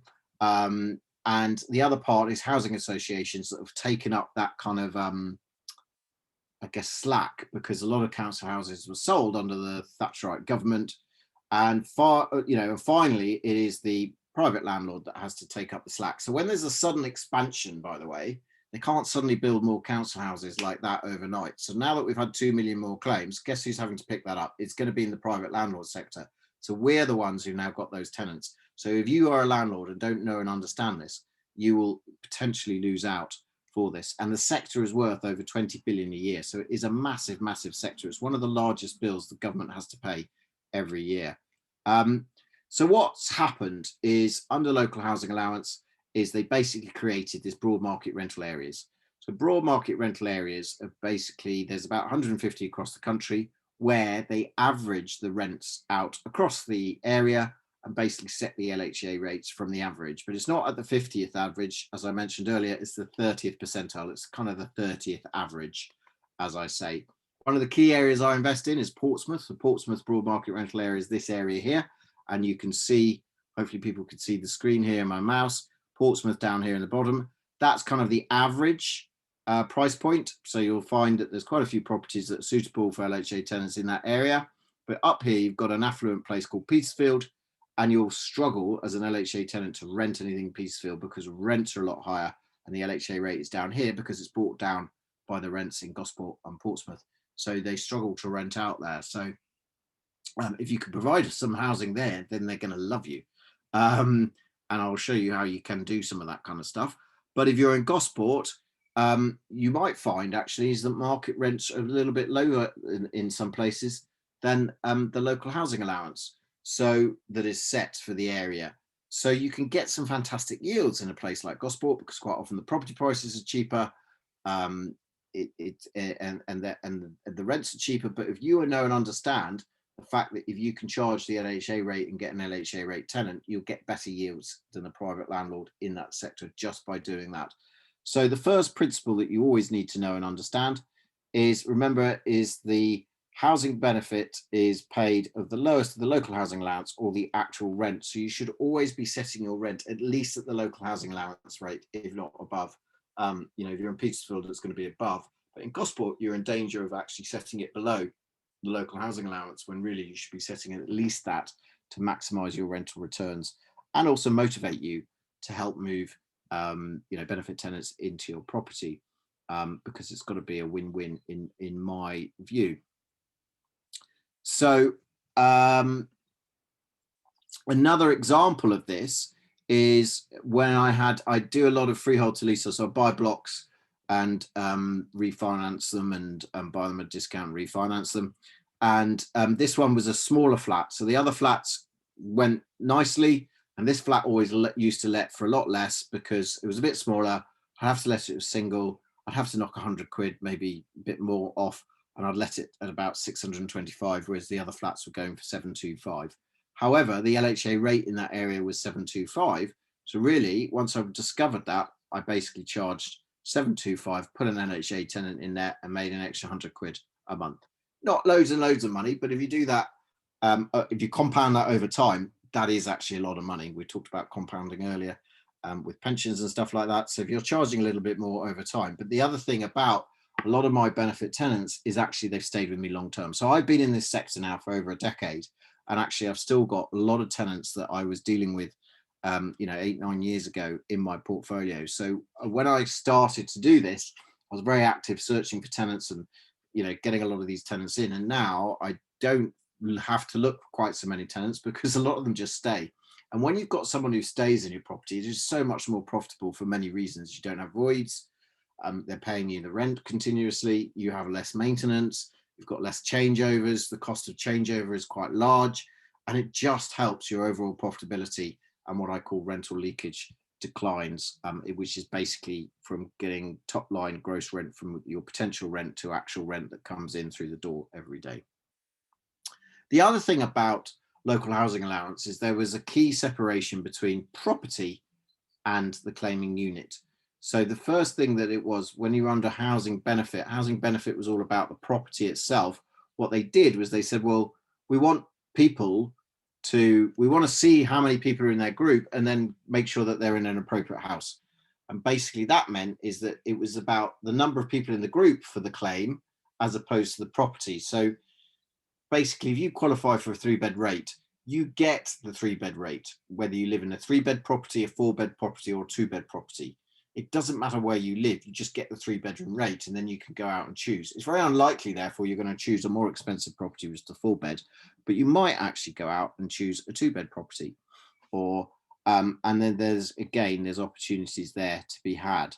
But again, if you don't understand that and you've got a tenant who doesn't quite know what they should be claiming or they're entitled to, that's something you can help them with. And that's one of the things that I specialize in, is really sitting down with a tenant and understanding what can they actually claim, and therefore where can they live, because obviously they could only get a small claim, they can only live in a cheaper property. If they can get a better claim, they can live in a better property. And that's what I unlock for them, is how to claim and how to get better properties. So the principles of local housing allowance is the individual accounts, not the property. Joint tenants can claim separately, so you can have more than one claim in a house, more than one claim on an AST. Rates are based on the number of bedrooms required, i.e. the people within the claiming unit, and housing benefits paid are the lowest of the local housing allowance or the actual rent. So make sure you're setting your rent at least at the local housing allowance. And obviously it's a means tested benefit. There is a bit of assessment to this, so not everybody just gets it. However, you can earn some money and still claim benefits, and that's not a problem. And I find that a few of my tenants are actually doing a bit of work alongside claiming, so that can work. But we do have some long-term benefit people. So what I'm going to do now is I'm going to run through some of my slightly more advanced strategies. I'm going to go through them. I can't go into them in massive detail because we just don't have the time. But I wanted to share with you quite a few of my strategies so that you get an idea of uplifts, how I do it, what's going on, and just to open your eyes that there's a lot of opportunity. And this, for me, is there's a lot of win-win scenarios because I'm helping to house people in places that they wouldn't necessarily get housed. So this is the first one, which is just basically a typical 3-bed property. Basically, typical 3-bed property. I used to let this to professionals. The market rent at the time was 725, and I often used to have a couple in it. But then once I understood the local housing allowance, I put 2 people in there who were claiming benefits, and they were entitled to £1,000. What I did was basically gave someone a couple of rooms that are exclusively theirs in there. Now, their alternative, when I say, with a lot of people go, well, why would a lot of these people want to live in some of these properties? Because their alternative is much worse. Now, we're also trying to provide good quality accommodation that is far better than they can get elsewhere. We have had people move out of flats into these things. I call them flatlets. But essentially, they are 2 rooms where they share the kitchen and the bathroom with the other person in the house. They have their own bedroom and their own lounge. So it's almost like a flat. It's not a proper flat, but it entitles them to the flat 1-bed flat rate. The great thing about that is they don't have to top up. If they lived in a flat, they'd have to top up. They have less money to live off. They don't always like it. This way, they share the bills. If they're in a flat, they're having to pay full bills, so they have less money. So it's a great balance between the 2. Otherwise, they might be living in shared accommodation, which you know, a lot of people don't want to live in shared accommodation on a long-term basis. You know, especially when a lot of my tenants are at the older part of their life as opposed to the younger part of their life, and want something and don't want to be living with the younger guys who want to party, who are going to cause a bit of aggro, and therefore actually want to settle down somewhere to call home because they've been moving around. And what I'm doing is housing a lot of people sometimes who are, technical term, sofa surfing. You know, not necessarily with a fixed abode. So they're not necessarily coming from a fixed abode, and we're giving them something far more stable that gives them a platform potentially to work on somewhere else or stay long term. These 2 tenants in this property, I think, have been in this property, this exact property here, I think around 6 years, these 2 who've been in here. So you can see they do stay for quite a while.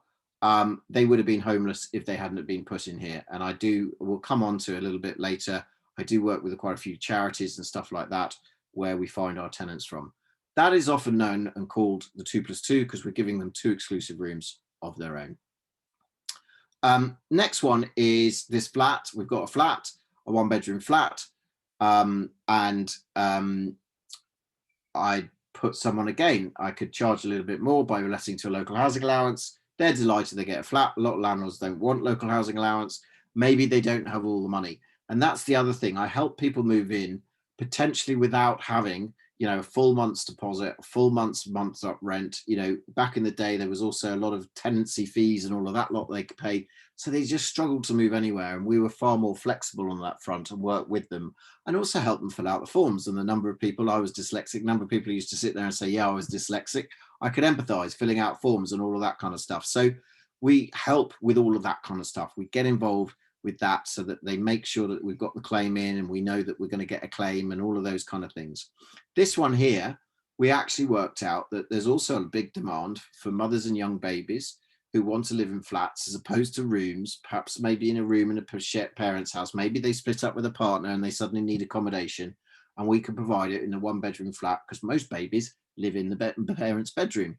So again, it's providing accommodation where there's a need, and that allows us to charge the a higher rate, and we call that the 2-into-1 strategy, where we increase the rent even further.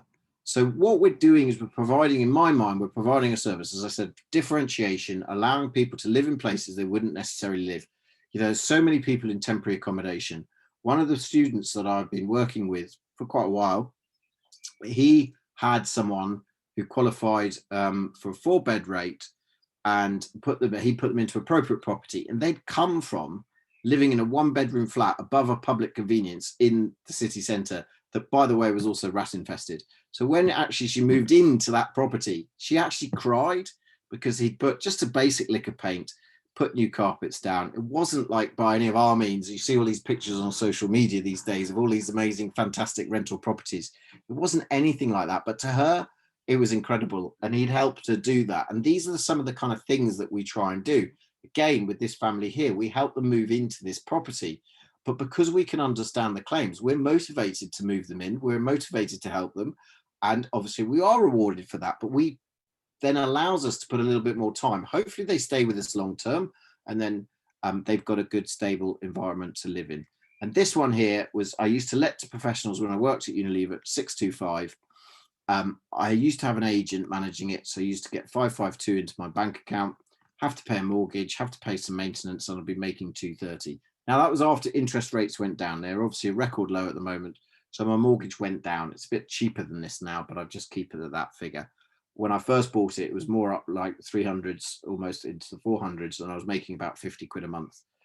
Now I've actually increased that rent to 1,090, but I've got a family in there who are very happy to be in there. And I then manage it. So basically all the costs are the same number of people are in it than before. And I'm actually making far more money. They're happy because we've helped them move in. They were struggling to move in other places, and they probably wouldn't have moved in. They were struggling to get a house. So we're happy, they're happy, and it's really multiplied. It's a really good profit multiplier. And I'm now making more money out of that property in profit than was the actual rent, the market rent back in the day when I first started letting it out. And that's by understanding how they can claim and what they're entitled to. And I'm not doing anything other than just helping them understand the system, because the system is quite complicated. We just heard from Sheena, we're just like tax, pensions, all of this. We're all probably, our head is spinning. It's the same for people trying to claim benefits. Our head spins. We need someone to advise us. And I guess that's what we're doing. We're helping to advise them to understand what they can, potentially help them understand how they can move into places. And generally that is our place. So that's the family strategy. As I said, you can, the oversized strategy as well can work. This is a 4-bed into a 3-bed. This family was in here for eight years. I think there was a question in the chat about why would someone want to move into a smaller property? They're moving out of an even smaller property. And this actually had schools nearby that kept their kids in the schools. They were good schools. That's what they wanted. So there's other reasons behind why people want the houses. And also you can get a bigger, maybe there's more space downstairs, maybe they use it converting one of the receptions into a bedroom. I would have had 4 students in here at one point, and now we've got a family that qualifies for 4 beds. So it's not like cramming loads of people in. And if they didn't want to stay, they wouldn't stay. And again, I work with a charity to move them in. So, it is providing accommodation that people want, and they are free to move in or not move in as up to them. This one here is, I do little studios in this one. And essentially, as we don't have much time, I'm just going to flick through this, but essentially I've got 4 people in here, and the rent that I actually achieve, which would have gone up a little bit since the new rates have come in, and I get 2,860 for that, which is almost, it's about £22,000 a year out of that property. And that's in Guildford, where a lot of people say, oh, there's no LHA tenants in Guildford. There are, and they're desperate for accommodation. And actually there's some quite good rates there. And actually, if you understand what they want, they do that. Again, probably at least two of those tenants have been there no longer than 6. 2 of those tenants have been with me about 8 years. So you can see the longevity of some of these. No, not everybody stays for a really, really long time, but they can stay. You might be saying, Mike, I don't own any property. How do I help people? What do I do? Well, you can also do this on a rent-to-rent basis. In fact, I did this way before everyone called it rent-to-rent. Wasn't coined as a phrase when I started doing this. I used to call it lease-to-let, because I used to lease the property.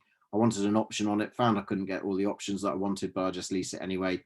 This one I guaranteed 725 at the time. That was the market rent. And I put 3 people in there. There's quite a few rooms in that house deceptively, and achieved 1,500. So I was making good money out of that. The landlord was happy because he got a guaranteed rent, and the tenants were happy because they got somewhere to live. And that was the rent-to-rent strategy that can deliver some reasonable profits. The other thing I've got, as I said, I do high-end HMOs. I've got some HMO. I've been doing HMOs for quite a while. Some of my smaller HMOs probably need a bit of a refurb. And instead of putting a lot of money, investing a lot of money into them, I've handed some of those over to registered providers, to charities. And actually that makes reasonable money. Maybe not as much money, but there's less hassle. I don't have the bills to pay and all of that kind of stuff. So where maybe I was making net of bills 1,300, I've got a guaranteed rent of 1,500. So that's not too bad. I'm not paying the bills. So comparing like with like, and this property, I'm making more money and a long-term guaranteed rent. And I call that the guaranteed rent strategy. So that, as you can see, there are many different strategies. Some are more hands-on, some of them are very hands-off. This is one of the most passive property investment strategies that I know. I've helped someone build a 6-figure income out of this by 7 properties in London, all earning over £1,000 a month. Through the pandemic, she had no worries whatsoever. And in fact, phoned me up the other day and said, I'm bored now because I'm so retired, I need new challenges. So coming back into the property market after we set up this business to make sure she didn't have to work in it. And she didn't. And now she wants us to come back and do some more stuff. So often happens with people who retire young and they go, well, I need a purpose. I need something to do. So off she goes again. So that's something. All of those examples I've just talked about, if you add up those, that make over £50,000 a year. It wasn't loads of property. It wasn't loads of stuff. So you can see you can create some income. And as Sheena was saying, if you create too much income, you need to start thinking about tax planning. But I'm sure there's loads of stuff you can do on that. So I just wanted to talk you through some of those examples and do it. I've helped other people implement similar things. So this was something in Reading. This was his very first. This was a rent-to-rent where he guaranteed £1,000 and he made basically generated a rent of £1,620 a month profit, almost £7,500 a year out of one house. And you don't need loads of those to replace an income if you're thinking about jumping your house or helping you boost your income while you're investing in property. And I always think it's really, really important to think about investing in property is investing. So it is a longer term burn. Obviously there's things you can do to accelerate it, but really think about having some form of income on the side, whether it is a job. So don't be too quick to give up the day job. Creating an income through property some other way. Maybe it's being a broker, maybe it's being a sourcer, maybe it's flipping some properties. So developing properties, have an income while you invest on the side, and then you can invest in many things. Another example of someone who increased their rent from 775 to 1,140. You learn how to set up properties to do this in a way that really helps the tenants out and maximizes the claims. So they profited 650 from that, and that was down south. A lot of my examples seem to be down south because that's where I'm based. I don't know where everybody is based in the country, but it does work in every broad market rental area. The maths are slightly different, so sometimes some strategies work better than others, but there's always a strategy that works for you. And ex-local authority houses work really well. A lot of people get slightly confused because I say, I invest in HMOs. Most of these aren't HMO type-esque properties. Some of them are, but essentially most of them aren't. They would be just the same as running a single let. Where can you find these tenants? Basically, I call it upside down lettings because I'm not advertising my properties in the same way that, you know, a lot of people who are looking for private tenants do. You stick it on Rightmove, you advertise it for a price. I'm trying to attract tenants in. So I've got a number of factors and ways of doing that that really means that, you know, I've got a lot of tenants that I can choose from, that I can choose to help. And, you know, then they're motivated to be in the houses and they can fit into houses that potentially they didn't know existed for them, because a lot of people don't know their opportunities and their options. This is, you don't get a lot of thanks in being a landlord, whatever sector you're in of the landlord. But this is one of my best emails that I got. As you can see, back in 2015, and he'd already been with us for quite a few years. So you can see that I've been doing this for quite a while. But he just wanted to say a big thank you to all the staff at B&F who helped, not only when I was sleeping rough, because of your help now, and now living with my daughter, now living with me, I hadn't seen for years. Can't thank you all enough. Best Andy and Amy. So as I said, I help people who are quite often sofa surfing or don't have a really fixed abode, permanent abode, get them stable. When he got stable, he reconnected with his daughter. He then said, look, I've reconnected with my daughter. We actually then moved him and his daughter somewhere. So then they started living with us there, and then they were off somewhere else. They were leaving us as a company, because we do move people around occasionally as and when. So he was very grateful for us. So it was, you know, we hadn't done anything too special. We just done what we set out to do, which is house some people. So that was good. There's a real must here that you must understand the paperwork. So do understand the paperwork, and there's lots of things that you can trip up along the way if you don't understand it. And as I said, we help the tenants fill out the paperwork too.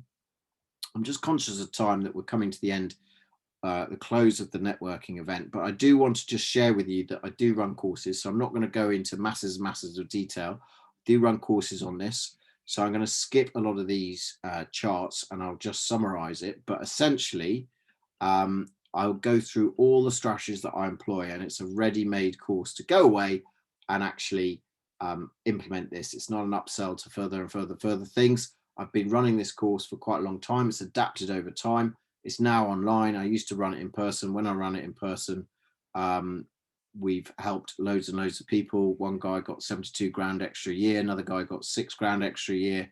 And then, you know, it just might be one change to one property, but that still makes a difference over time. One guy who did a lot of rent to rents or lease to lets in London, he earned an extra 1,000 per property, did 10 properties in a year. So 6-figure income.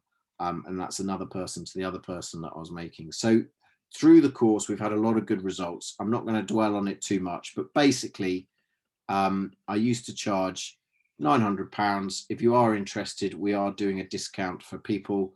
It's been independently assessed. So it's been independently assessed by someone else who's been through the course and said it was a must do essential training before you do anything else. And also, if you do want to be interested, just contact us and I'll show you a way to contact us. We'll also give you a couple of bonuses because this ties up very well with rent to rent. So we'll give you a bonus rent to rent course, and we'll give you a bonus title splitting course as well. So we won't charge you the full amount. We'll just charge you $412.50 plus VAT. So just contact us and I'll show you a way to contact you at the end of it. As I said, if you do want a free phone call with me, just give us a shout and we'll set up a free phone call as well. So just give us a shout with that. So I'm not going to go through all of that kind of stuff there. So I'm just conscious of time. So if you do want to contact us, if you do want to go on the course, I'll try and put the link just after this into the chat box. But if you have any questions about it, just email pa@mikefrisby.co.uk. Just say that you are on the online property meet and you'll get the chapter in this book for free. You'll get the YPN article for free, and then we can answer any questions around it. And also, if you do want to connect with me and get a free 30-minute phone call, just also drop in the my PA an email and we can set that up for complimentary as well. So there we are. So just to summarize, know your paperwork, learn the creative techniques to maximize the rents, work with the charities to find the tenants, and everyone on low incomes can claim. So that's really me for tonight. As I said, take control of your life and be sure that you are in control rather than other people's in control. And I think the pandemic has been really, really prevalent in that. As I said, you know, Sheena was talking about diversification, protecting your assets and all these kind of things. I diversify in one way in property by having these two separate strategies. So you might say, well, I just don't want to just, but it's something that is great to have as in your armory and as part of what you do. And I know a lot of people are quite interested because it also helps people out too. And a lot more people are interested in the guaranteed rent, working with registered providers who do supported housing and those kind of things that we go through as well. So if you want to just connect and talk to me about that, what the opportunity is and that kind of stuff, just drop my PA an email, pa@mikefrisbee.co.uk. So I'll try and stick that in the chat, and I'll also stick the booking link in the chat, but probably the easiest way is just to connect with us and do that. So hopefully that was not too much of a whistle stop tour around universal credit, and that you learned quite a bit tonight through that. I'm sure there's probably quite a few questions around that. Yeah, there's a few questions which I can dive into. Do you want me to do that now, or how are we doing for time? What do you think, Dan? Yep, yeah, well, I think we've got time for a few questions. I see some in here from Phil, and Marlon's got one as well. Who pays the rates on these properties? So basically, people are entitled to benefits. Then the benefits pay the rent because you match up what people are entitled to the rent on the property. That's what you do.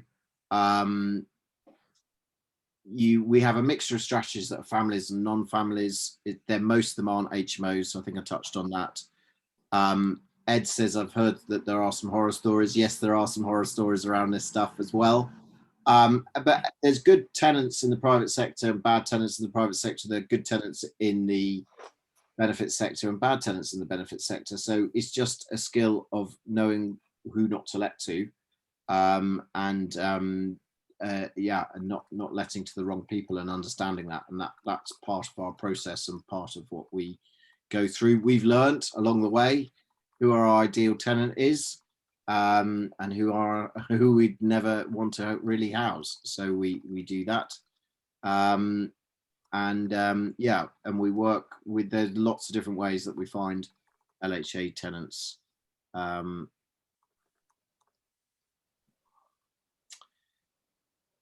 Is it fair to say a lot of these are completely unemployed? So someone's saying, are they completely unemployed and therefore are they bad tenants? Because sometimes they're the ones who have bad habits, maybe addictions and that kind of stuff. We do we have had the odd person who's turned out to, have some form of some addiction somewhere. But we also work and get a lot of people on what is now PIP, personal independence payment, which is basically disability living allowance before. So people have been signed off work. Maybe they've had for example, one guy got signed off at work, had an accident at work. Some other people, some few health issues. So they don't have the range of work to do. So they're permanently non-working in that factor, and they are very good tenants to have. So we aim for a lot of those who are in that sector as one thing. What should be your first thought process when choosing the right strategy for you? Quite often start with the end in mind, I think. Where do you want to be? It seems to be a theme this evening. Start with the end in mind and work backwards. So that's always a good start.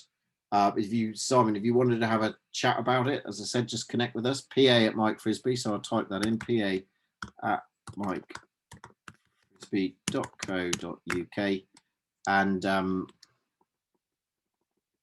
typo that.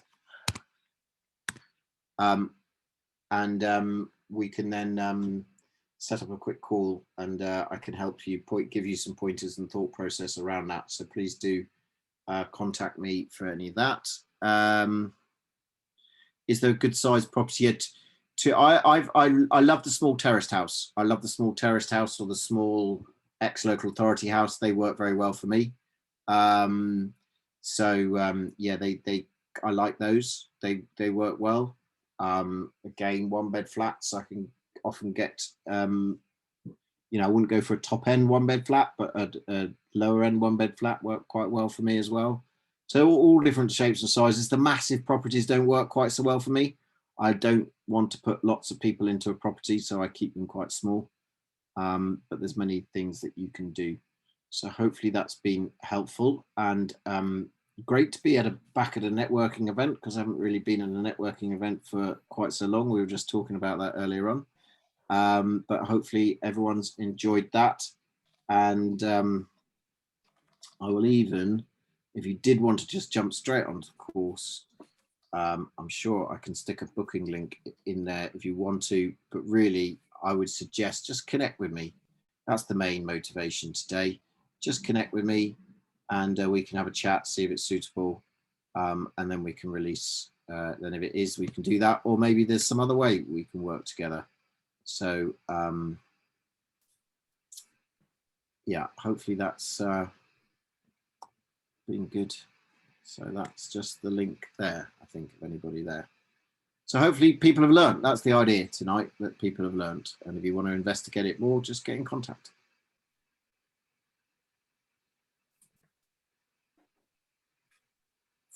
So that's me, I think. Brilliant, thank you. I think we're done there. That was really interesting, actually, because I've just started out in rent to rent, and I didn't know you could do that. Yeah, I think a lot of people, I started rent to rent way before a lot of people ever were thinking about rent to rent. And I seem to do it in a very different way to everybody else, because I just made my own rules up. And I don't believe investing lots of money into a rent to rent property, and I don't, whereas everybody else seems to like put a lot of money in, work for the first year for free, and then start thinking about making some money and all things. And you can only take big properties if you're doing HMOs. And again, if you're doing SA, you have to make them all lovely. So this method is very, very well, very, very well indeed. Does this strategy, I think it probably, there's a quick question around, does this strategy work better in cheaper property areas?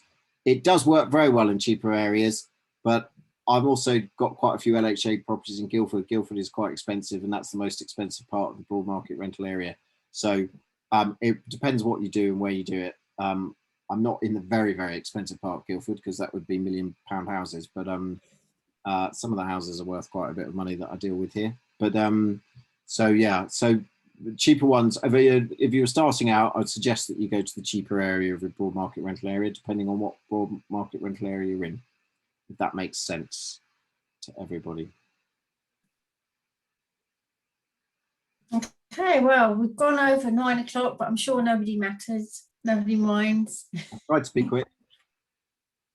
No, it's brilliant. I could have listened to more, actually. You'll have to come back, you know that. Yeah. Cool. Okay, so is there anything else I need to do here, Andy? Just thanking the speakers, obviously. Sorry, not Andy, Dan. I'm reading names. It's getting late. So yeah, it's just a thank you to obviously Alice Dartnell and Will Lucy, Sheena and Mike. A reminder about the WhatsApp group, the links in the comments. I don't think there's anything else, is there, Dan? No, that's everything. Thanks everyone who joined us tonight, and we'll be on again next month, always the first Wednesday of every month. Brilliant, thank you. And Rob will be back next month. So yeah, thanks very much, guys. Thanks, guys. Good to see everybody. See you soon. Bye. Bye.